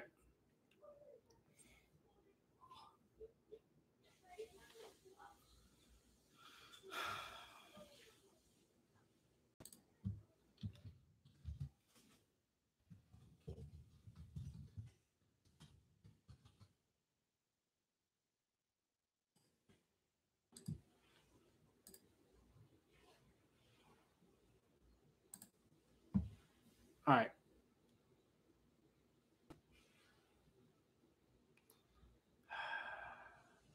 Van Ginkel, man.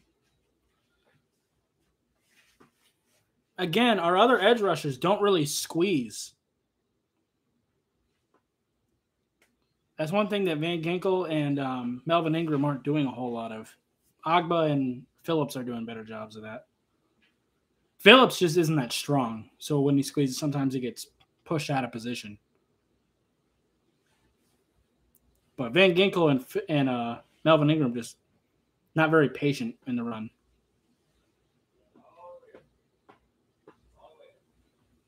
I'd like to try putting Melvin Ingram on the inside on pass downs.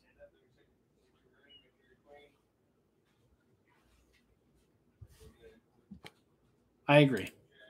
I also miss Brandon Jones. He's due for lighting somebody up at least a couple times a game.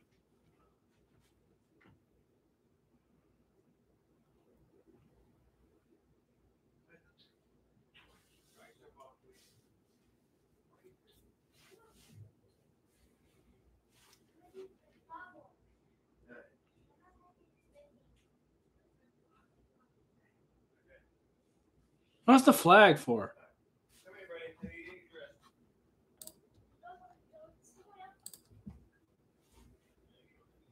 All right. It's on Sewell again.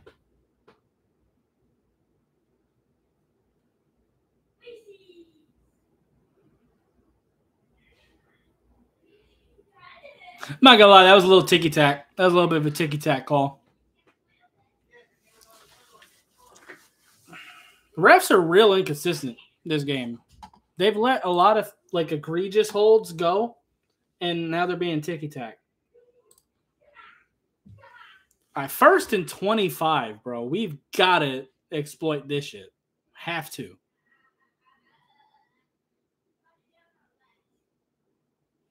I want to beat the shit out of Jared Goff. I hate that we haven't gotten him on the turf yet. For a sack, we have hit him. Blitz the shit out of him. Blitz the shit out of him. That's going to be 1st and 30.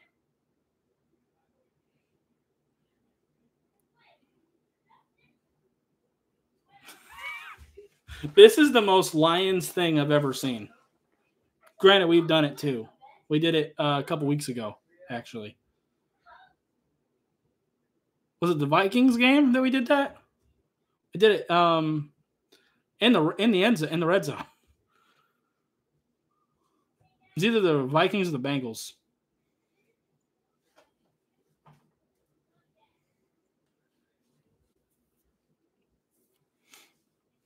Good job batting that shit down.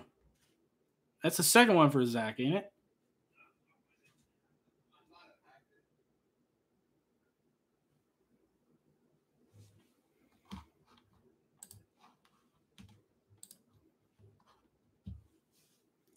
I want to blitz the shit out of him.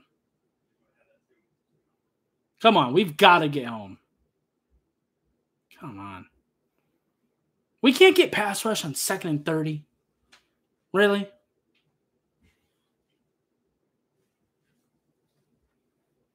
All right.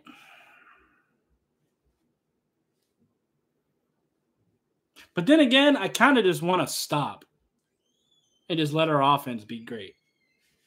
Conflicted.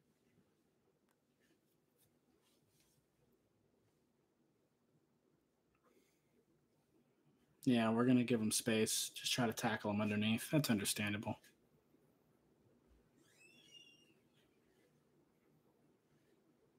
Get him. Damn it, Phillips. All right, he fell. All right, cool. Open field tackling's got to be a priority, man.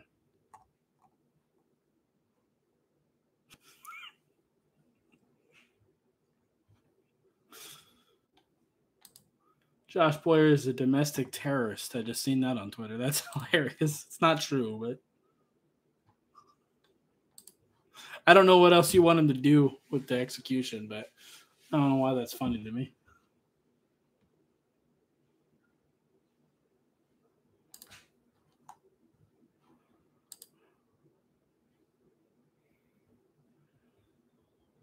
All right, said you did something. Good job, bro. You did something. Yeah, I don't know why the running back fell. I don't know. We did it, guys. Cedric Wilson made a positive play for the Dolphins. I'm so glad we're paying him all that money.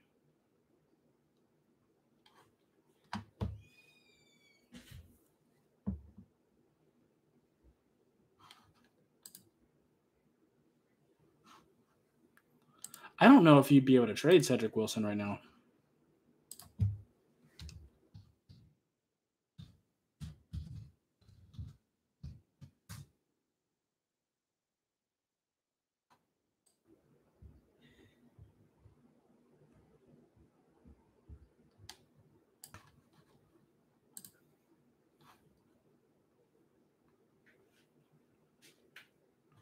I would say I'd probably trade Gesicki, though. I want TJ Hawkinson. Really bad. I really want TJ Hawkinson.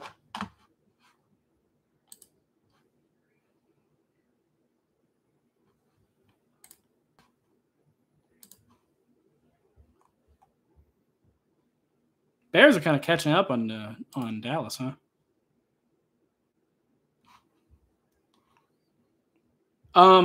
Well, it sounds like the Lions are trying to trade him. TJ Hawkinson said that he doesn't want to be traded off Detroit, but he would understand if it happens. So it sounds like it's a real thing. I agree, because Detroit does Detroit things.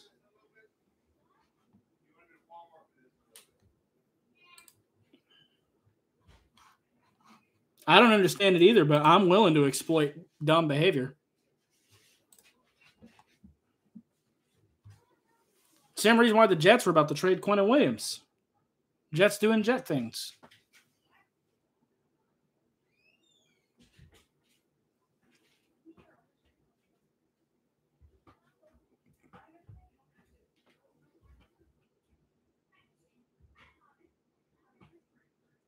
Yeah, well.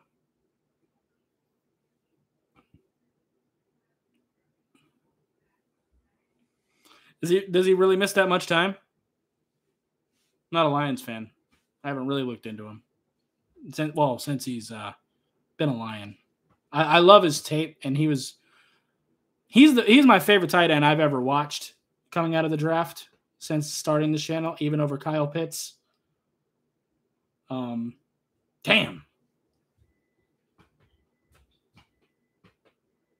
That was a great throw and catch.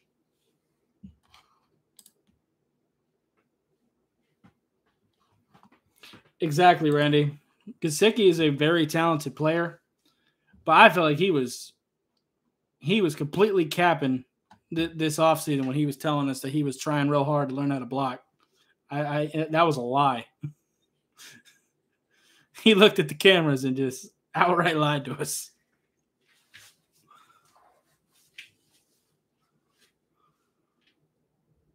Oof, that got tipped. That looked like that got tipped.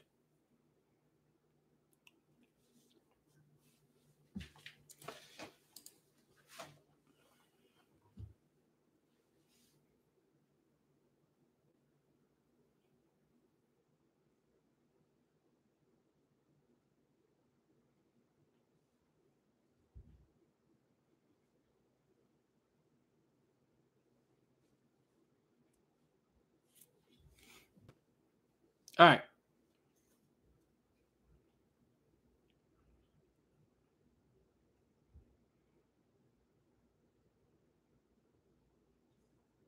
All right, there's Braylon Sanders, and he didn't fumble this time. That's good. I'm glad we gave him another opportunity, though, I will say.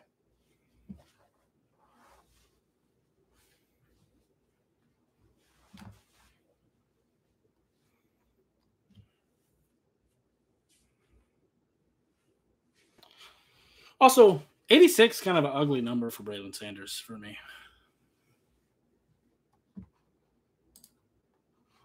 I agree. Braylon Sanders was fire in college. Liked him a lot. And he had a great camp. Ooh, Alec Ingold, good block. Good run from Tua as well, obviously.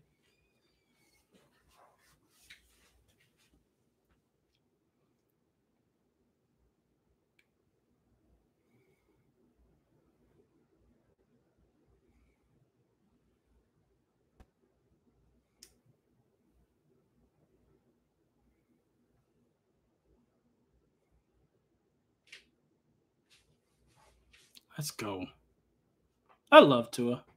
I really do.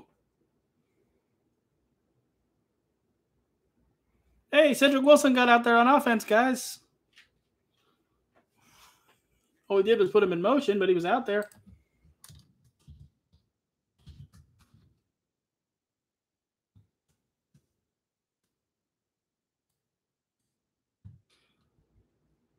I'm kind of getting sick of the injury talk, though, with Tua.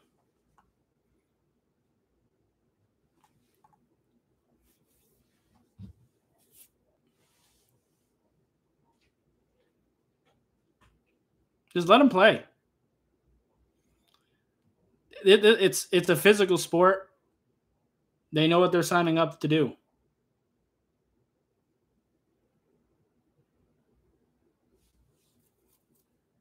All right, Tyreek Hill. Nice.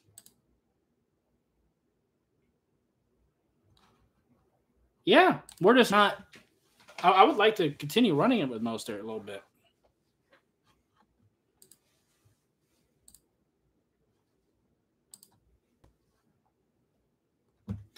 Mostert was getting about 4 yards a carry. He had 8 carries for 35 yards. Almost 4.5 yards per carry. I would like to give him more than 8 carries, though. But it's tough because Tua's got the hot hand. There we go. Yeah, it's about a 4, almost 5 yard gain there. That makes it an easier second down. That gives you 2nd and 6. And it really helps with those RPOs.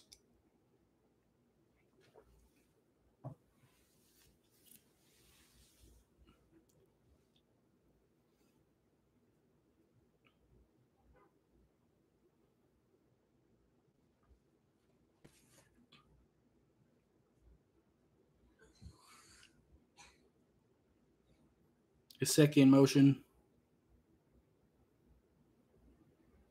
Holy sh! How do you?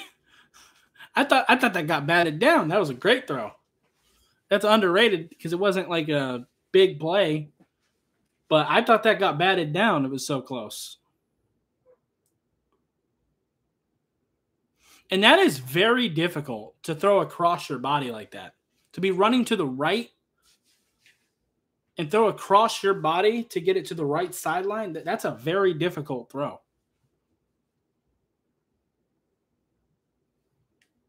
For a left-handed quarterback.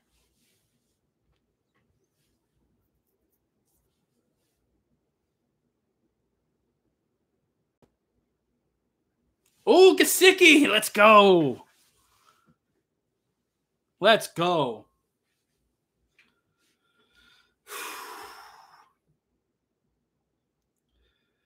Oh, we're in the lead, guys. Holy shit.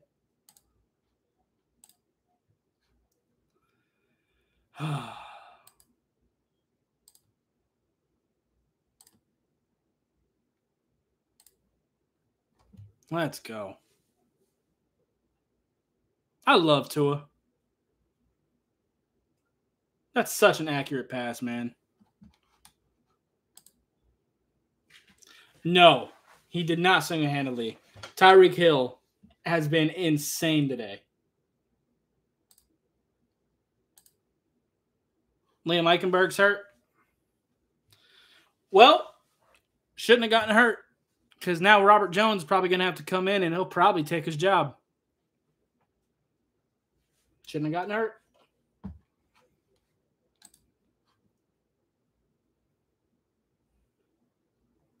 I assumed that's who's going to take. It was going to go in for him. I guess it could be Michael Dieter.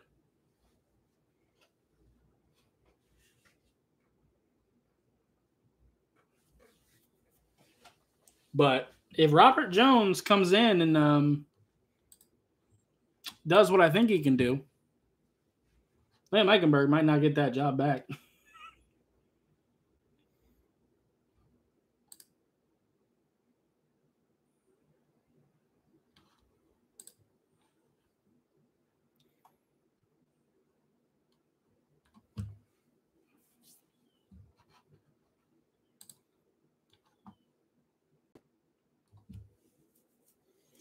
Raiders are getting their ass kicked.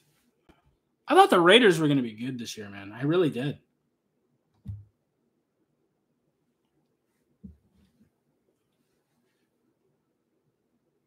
I thought that AFC West was going to be insane.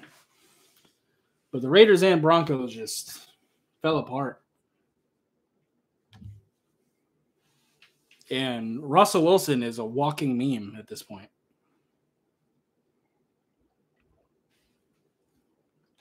Glad he ain't my quarterback. And you know, it's funny too, because when the Deshaun Watson news was happening, and this is where I was wrong. When the Deshaun Watson news was happening, I even said, like, if it was Russell Wilson or something, I might be happier with that kind of talk. But I'm glad we don't have Russell Wilson. That dude is a cornball. I'd much rather just stick with Tua. Ah, shit. I talk a lot of shit about Liam Eichenberg, but I do hope he's okay. As like a human. Greg Little. Well, this is the field goal team, so.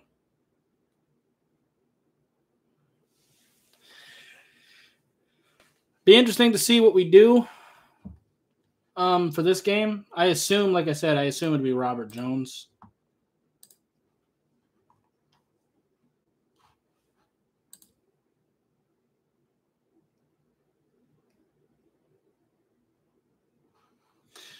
That's not a bad idea. Once Austin Jackson's healthy, whenever that happens.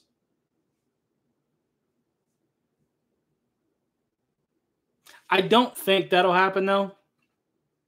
I think when Austin Jackson comes back, I think he probably just takes his right tackle spot. That's where Mike McDaniel seems to want him. And it's not like Brandon Shell has been crazy at right tackle. He's better than Greg Little, but that's not saying much.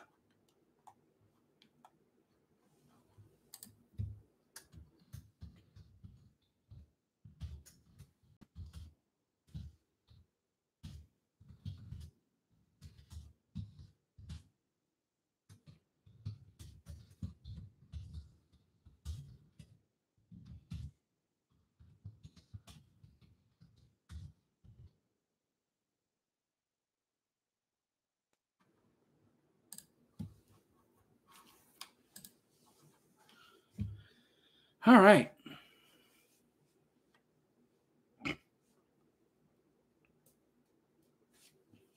It's weird, though, because if you look at the Dolphins' depth chart, you'll see Robert Jones as the backup right guard, but we don't really have a backup left.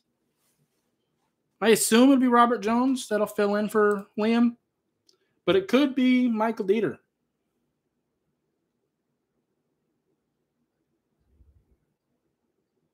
Yeah, I agree. Also, Liam Eichenberg shouldn't be playing guard. He's not strong enough. He's supposed to be a tackle, but his feet are bad.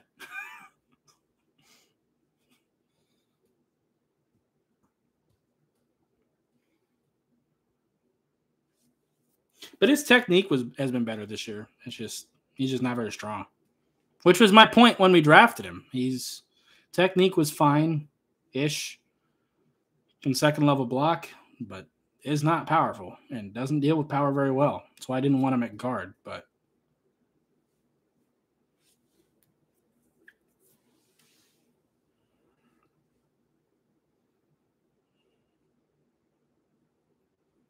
Robert Jones is in at the left guard spot for the field goal team, but that doesn't really matter.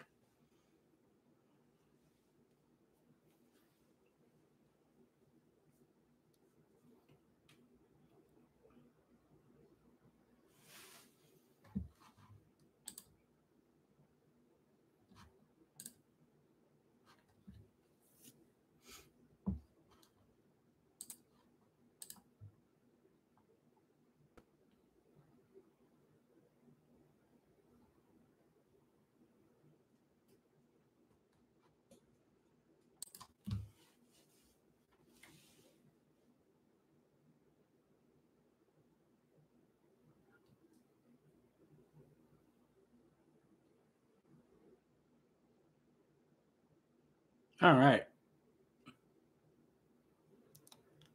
Let's go.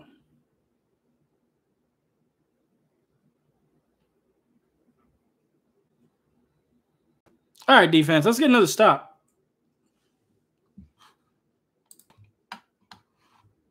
That'd be nice. Because Jared Goff badly wants to throw it to you.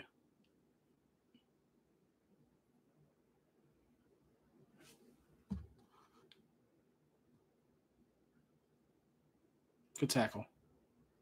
Trent Sherfield with the tackle on special teams. Yeah, Detroit's defense sucks. That's what I've been talking about all week.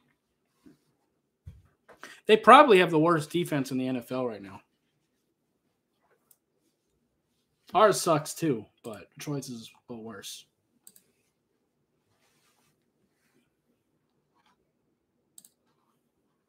Yeah, it would be. It would be great. Jared Goff wants to do that. He would love to throw a pick six to Javon Holland here.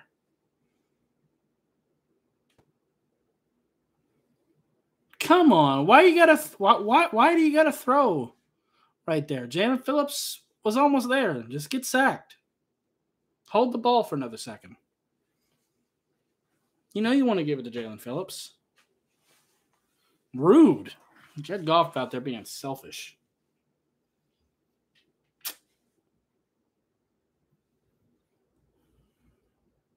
Tua got sacked. You can get sacked too, Jared.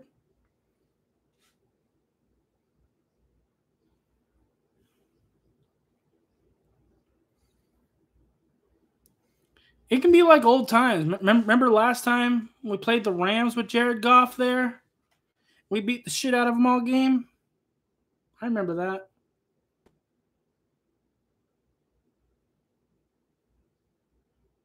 I think that was 2020.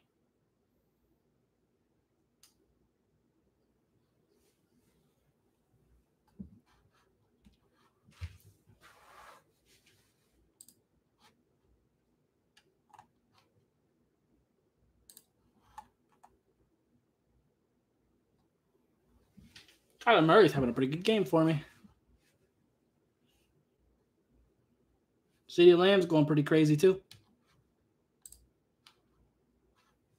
A lot of my guys, I'm just looking at my money league right now. A lot of my guys still haven't played.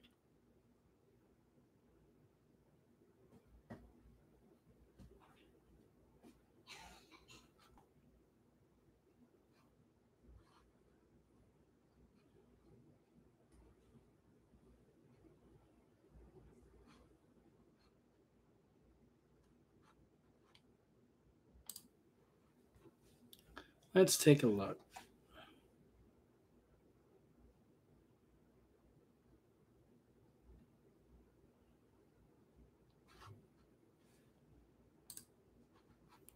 That doesn't feel good. I don't like my opponent in fantasy beating me because he has Tua. That feels bad. That's very conflicting. Again, I'd rather lose a Tua ball out though. I'd rather lose in fantasy and have Tua ball out.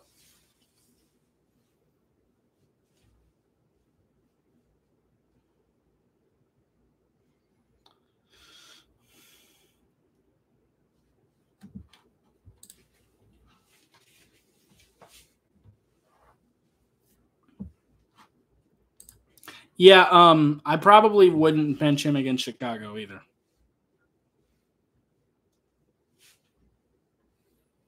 I don't know who the Bengals play next week, but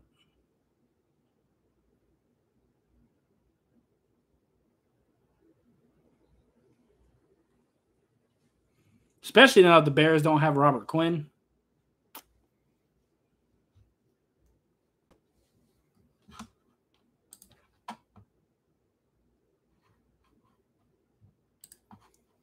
I mean, unless like the Bengals are playing someone terrible. I don't know who the Bengals play next week, but probably check in a little bit because I got T. Higgins. What the fuck?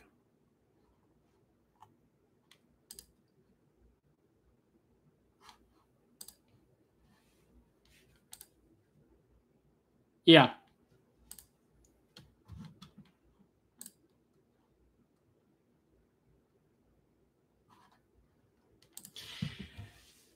I feel you, Jeff. I really do. But I'll feel bad for him next week. Right now, I want to beat the shit out of these boys.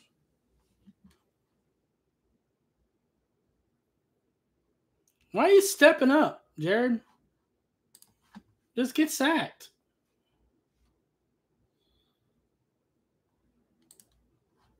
That probably should have been. But you know what, though? That probably should have been a flag for the late hit. But you know what, though? Tua got hit too late on that run on the last drive, and it didn't get called either, so we'll just call that even. When Tua slid and the guy went straight into him. Happened to both Jared Goff and Tua today, so we'll call that even.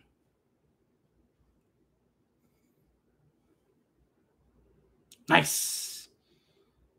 Keon crossing. Let's go. These young DBs are stepping up, though.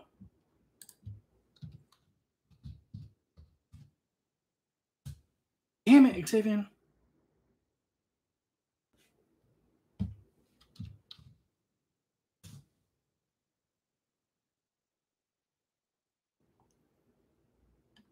Oh, the Bengals have the Panthers next week. That's interesting. That's a pretty good matchup for Joe, too.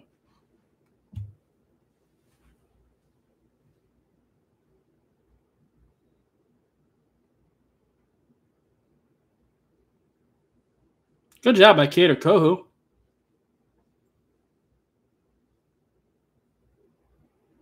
$42 for Dallas. I guess Vach is going to be freestyling it.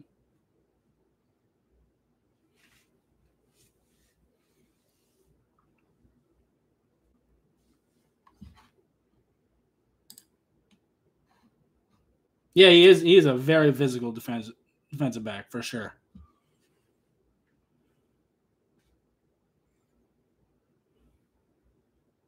Come on, let's go, Zach. Let's go, Zach Sealer. Finally, somebody get in there.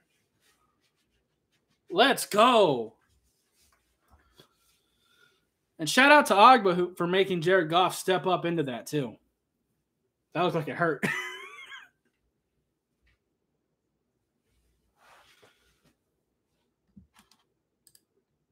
Yeah.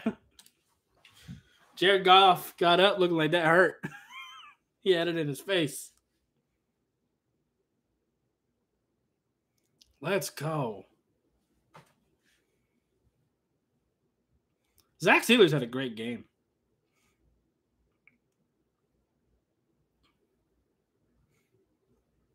All right, Cedric.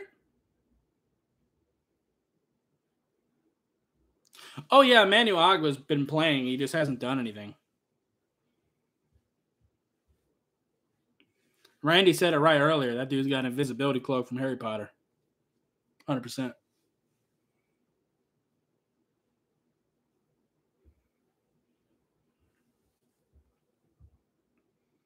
Damn, stop shooting yourselves in the foot. Cedric Wilson finally does something for you, and you got to be ungrateful.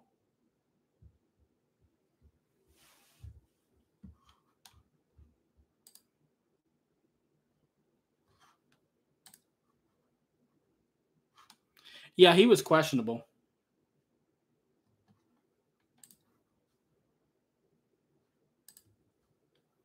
Ogba was questionable.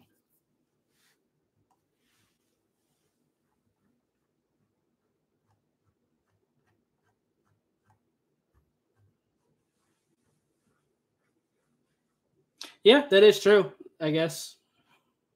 Because I believe in Tua to make up for this shit. Now, the inactives today are Myles Gaskin, Eric Izukama, Skylar Thompson, Eric Rowe, and River Craycraft. The Eric Rowe one, I don't understand at all. Unless we're trying to trade him, like I said earlier.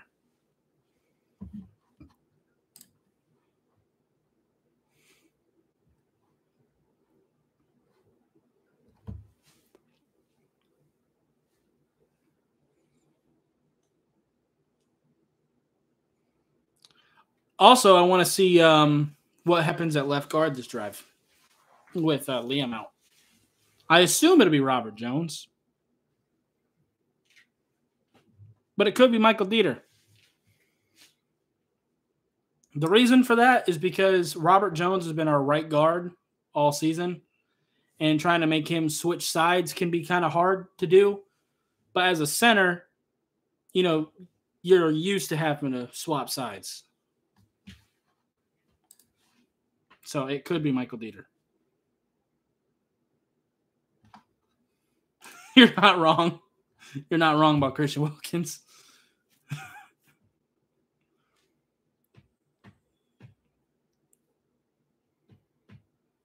I love him, though. I love Christian Wilkins. He doesn't do a whole lot in the pass rush, but he's a really solid run defender.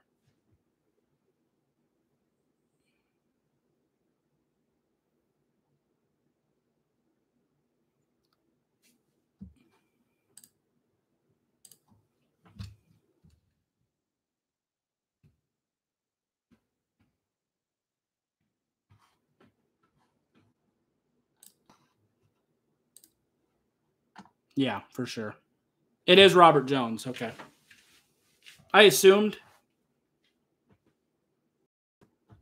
that left side's still effective in the run.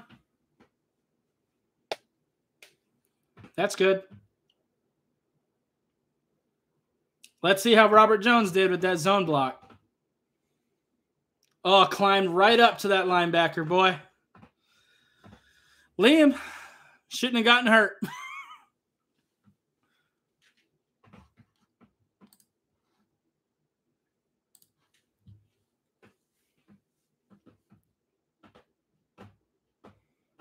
I've been trying to put Robert Jones at left guard. I've been trying to get him involved somewhere.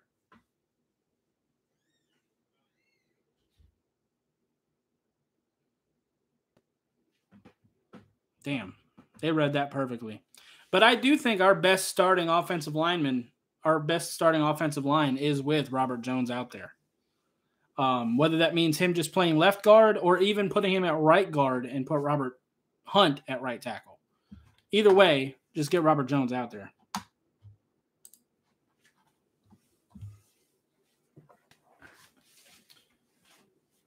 I mean, we're second and 12. We kind of got to throw it here. And I think we do, based on the Waddle comment. Yeah, I'm a little behind. Yep, Waddle.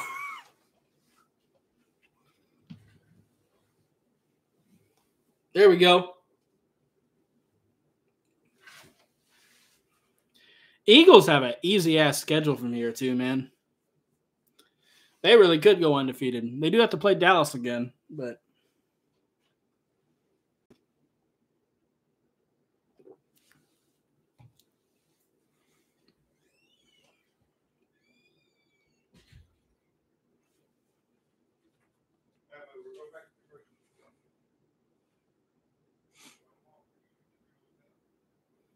All right, Tua.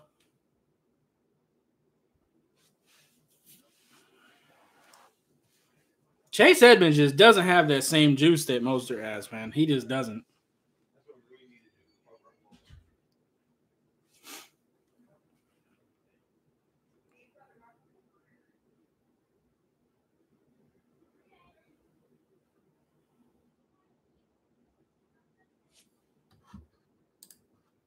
I know he can't.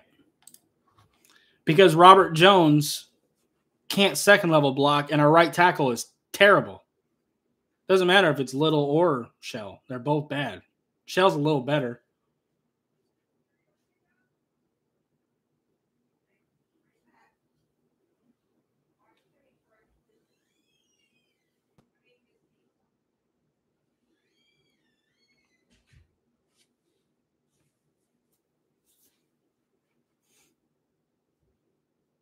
All right, third down. Let's go, Tua. 3rd and 8. We know you can convert this shit. We know you got this. Yeah, I'm kind of with you. I mean, I don't want to really get Chase Edmonds. Like, I don't want to give him – I don't want to stop giving him opportunities. That's what I want to say. Jesus.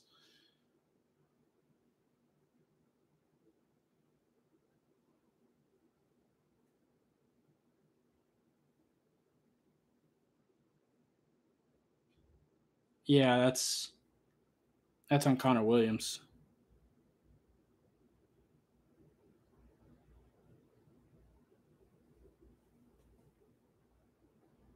Damn.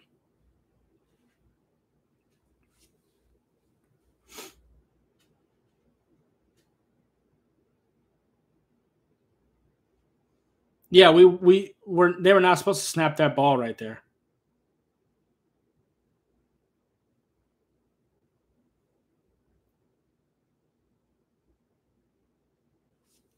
These flags are crazy.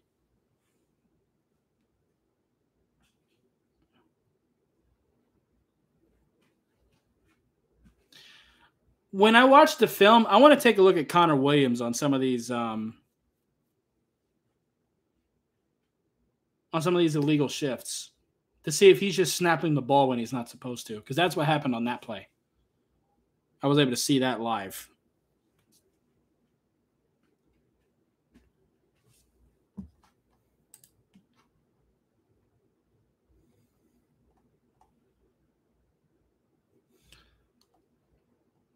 Zach Wilson this season, 2 passing touchdowns and 5 interceptions.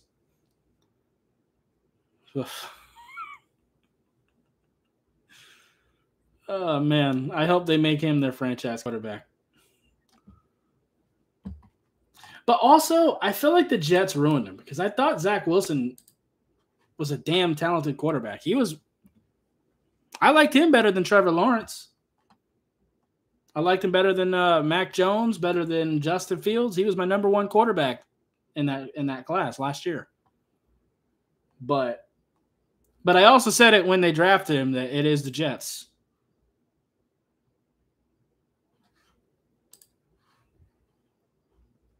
I don't think he was ready to start day one. And I just think his confidence has been shattered.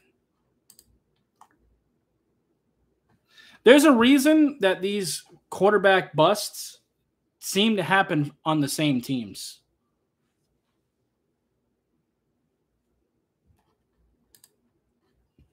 It's not even always because they can't draft. A lot of times it's also because they can't develop who they draft. Because the Jets' last couple draft classes have actually been solid. They just can't develop them.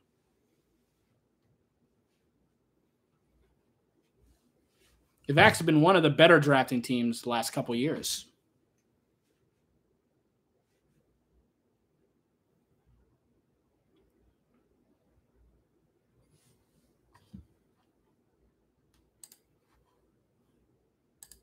Also, another one to kind of keep an eye on today is the Colts with Sam Ehlinger starting. That is hilarious that they benched Matt Ryan. He's not even the backup. He's the 3rd string. He's behind Nick Foles as well.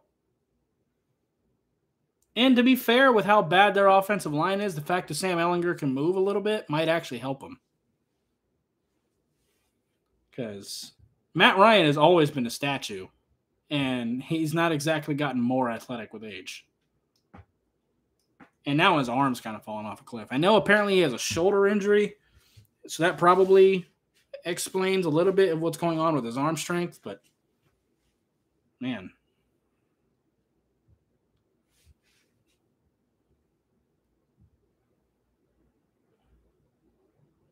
Good hit. All right, Brock writes out. Okay. That was a good hit from Javon Holland, though.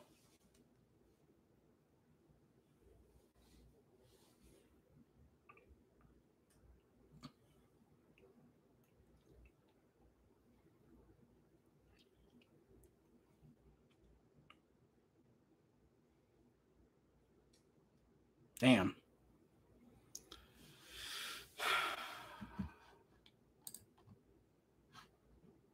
Yeah. I'll tell you what, too. Before the season started, I would have thought that Packers-Bills would have been one hell of a matchup tonight. But Packers are terrible. I knew the receiving core was terrible for the Packers, but I thought Aaron Rodgers could overcome it a little bit better than he has. But, boy.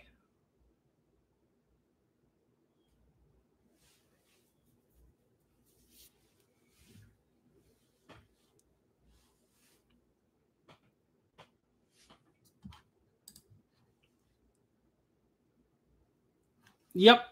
Tua's been shredding him.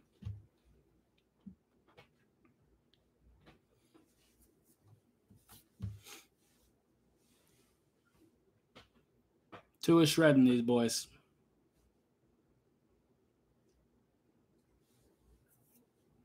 All right, 2nd and 2.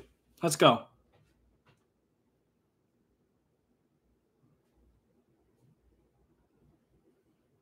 Damn.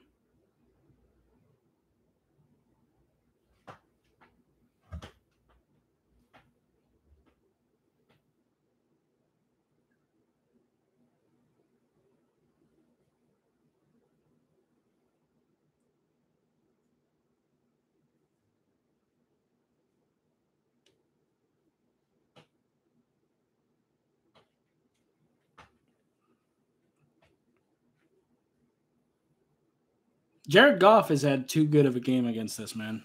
That dude terrible. He's not. But he's not good either.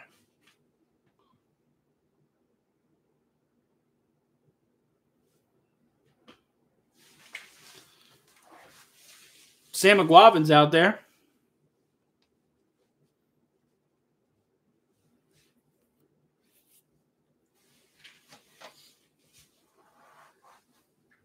Can't be too much worse than Atlanta Roberts.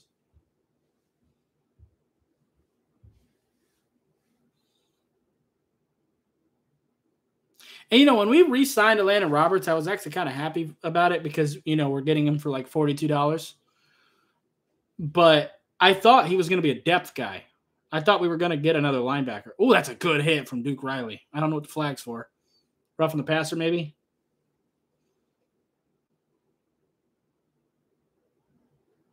Christian Wilkins. Damn it.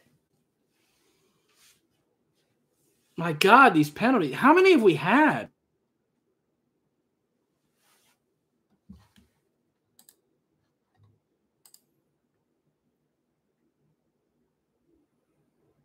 That can't be true. Let me refresh this. It says we've only had 6 penalties. That can't be true. I feel like we've had 6 penalties on offense alone.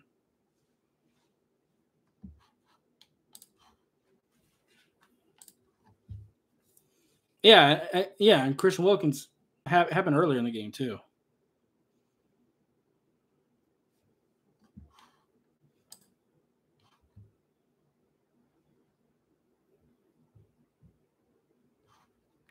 Yeah, that doesn't sound right to me. There's no way. 7 penalties now. It was a little late, but that doesn't sound right to me either. Of course, Christian Wilkins is going to make up for it. He's a fantastic player. Not knocking him, but bro, we cannot keep shooting ourselves in the foot.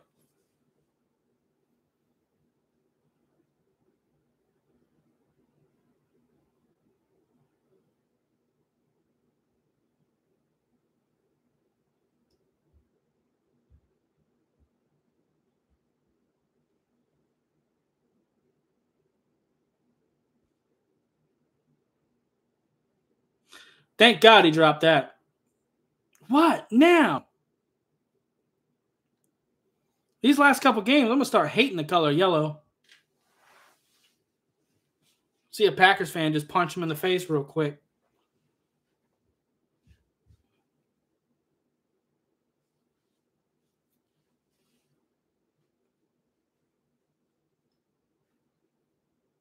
Thank God.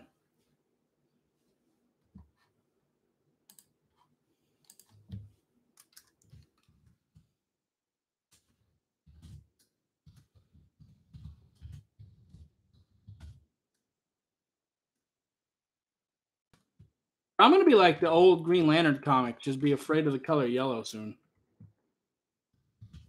I'll tweet that.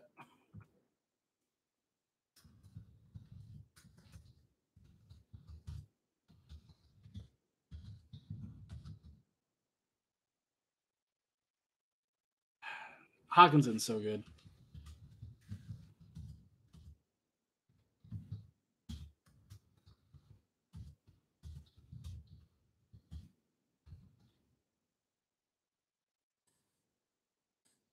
By the way, if you're not aware, that was a thing. That was Green Lantern's original weakness was the color yellow.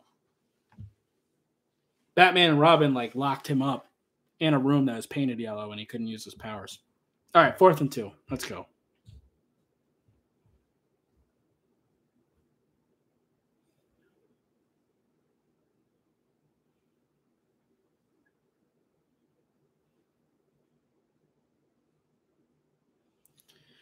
All right, Cater.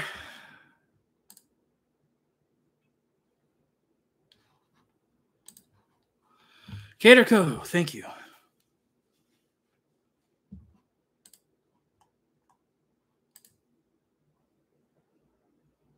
That was huge. You're right, Jeff. That was yeah. I want to see a lot of Raheem Mostert here. I want to run the football on these boys. Drain some clock.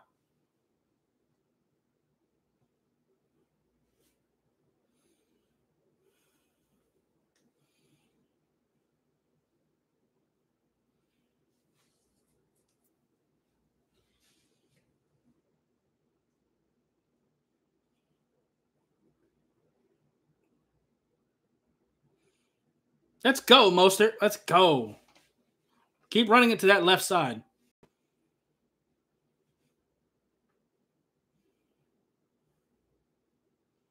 Bro, Dallas is destroying a 54-yard rushing touchdown from Pollard. I know Vach's got to be going crazy. I might have to rewatch some of that stream.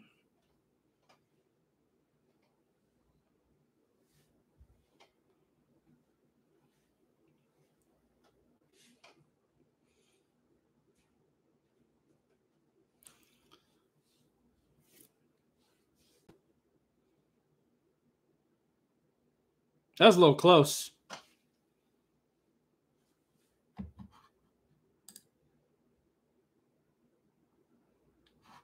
Yes, it would, Jeff. Ow. I just ran my toe over my chair.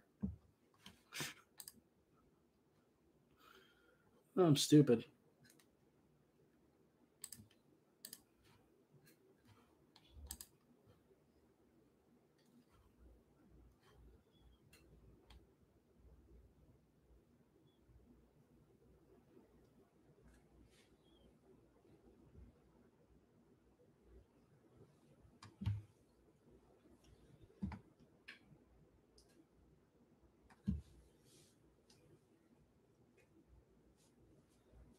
All right.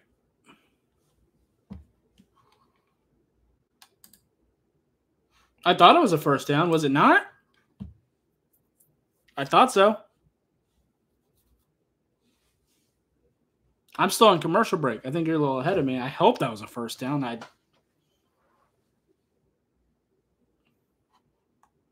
It's still at 2 minutes. Can you challenge at 2 minutes? I know you can't challenge after.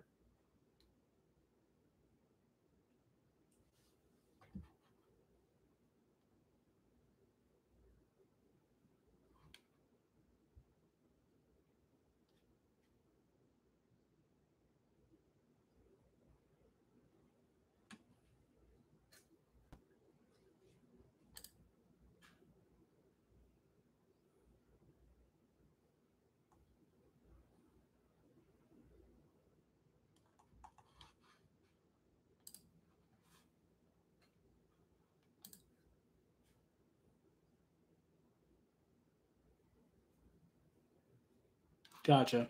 Yeah, you've mentioned that before, Jeff.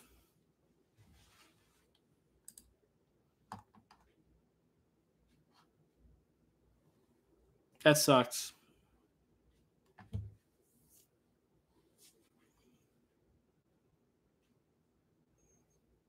All right. This man dresses an actual dolphin.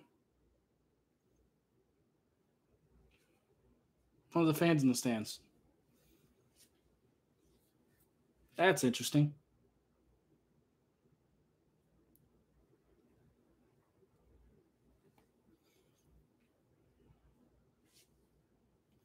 All right, Tua, let's go. Hill in motion. And we're going to get it to Hill. I don't like that he got out of bounds, but great first down. And great throw. That was a risky throw for trying to run the clock out, though.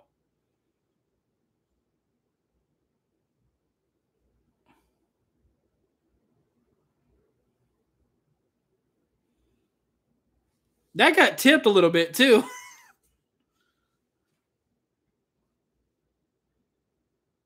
I also don't, like I said, I don't really like getting out of bounds there. I'd like to run the clock out a little better. But it worked, so.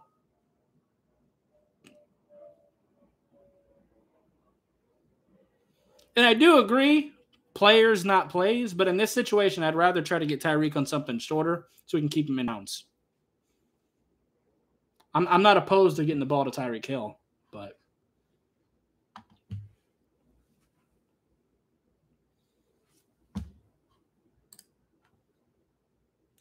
What is Tyreek Hill at this point?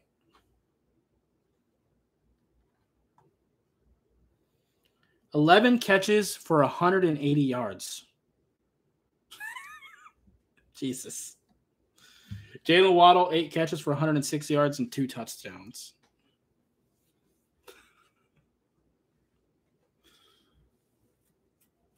Tyreek Hill is doing better here than he did in Kansas City. I'm going to say it. I'm going to tweet that.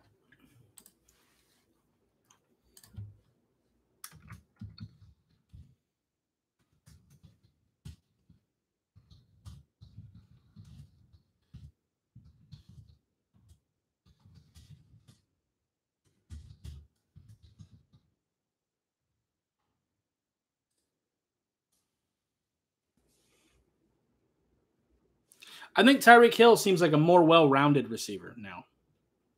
Or before, he was just a deep threat yak guy, but now, like, he's getting to show off his route running and stuff a little bit more.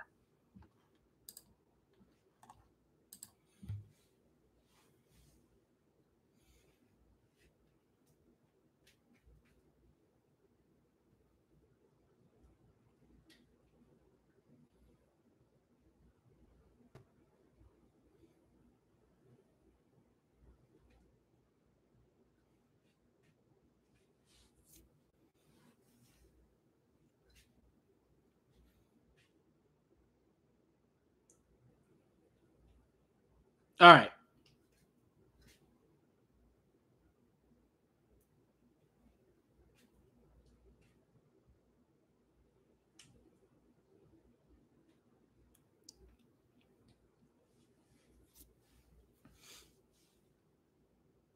We got to throw it here. Smythe was open. Okay, that works. Yeah, he came back.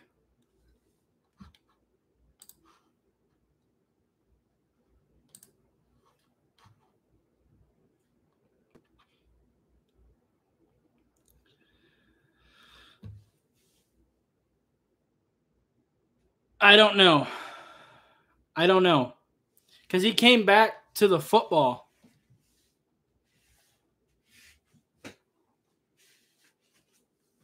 Because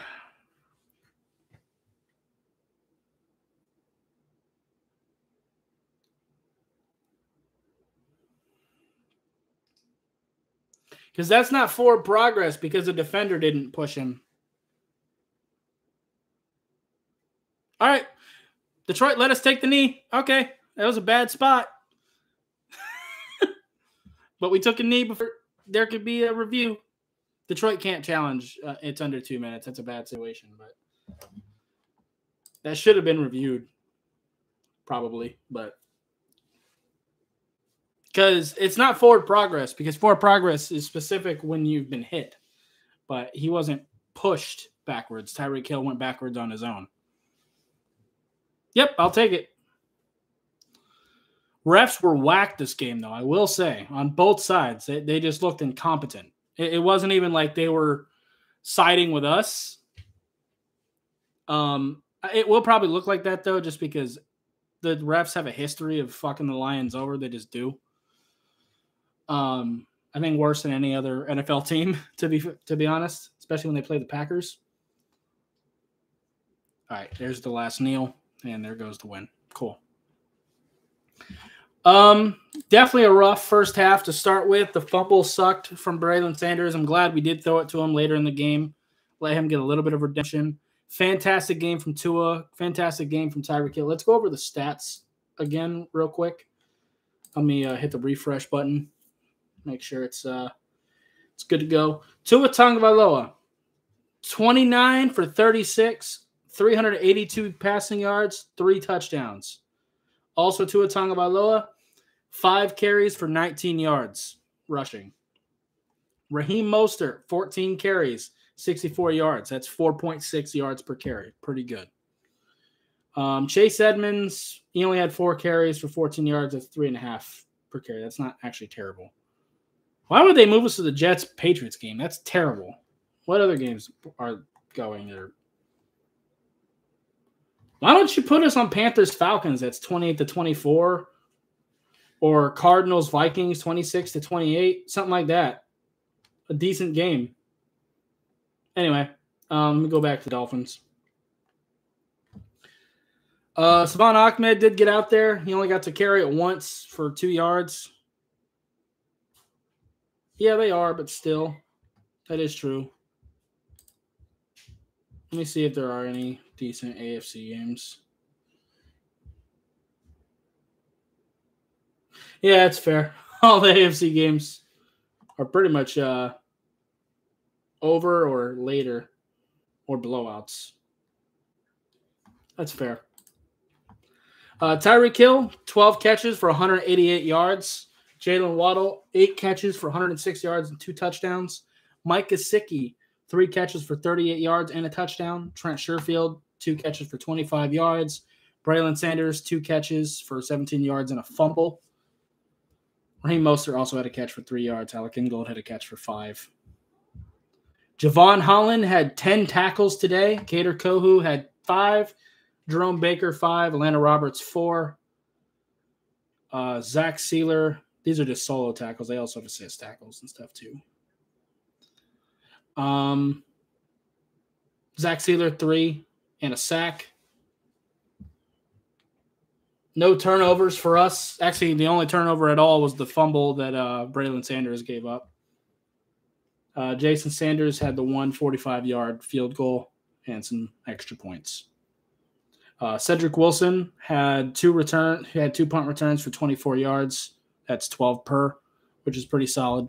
So, Thomas Morstead only had to punt 1 time. That's fun. And it was for 38 yards. How many times did the Lions punt? Twice. All right. So, I guess I can look at their stats too. Jared Goff, 27 for 37, 321 yards and a touchdown. Jamal Williams, 10 carries, 53 yards and 2 touchdowns. And then he also had 3 catches for 23 yards. Yeah, absolutely. They do have a solid offense, and we do have injuries all over the fucking place. So I am happy we got away with the victory at the end of the day. So there is that. DeAndre Swift didn't do a whole lot. 5 carries for 6 yards. He didn't play a lot. TJ Hawkinson had a good day. 3 catches at 80 yards. Khalif Raymond, 3 catches for 76. Amon-Ra St. Brown, 7 catches for 69. And then some weak ones. Yep. Yeah, I'm going to end it here. Just wanted to kind of go over some of the numbers real quick. Anyway, I'm going to wrap it up here. If you like this, once this becomes a video after the stream is over, I'd appreciate hitting that like button if you haven't already. If you have any questions or comments in the comments down below, subscribe if you haven't already, and I'll see you next time. Bye, guys.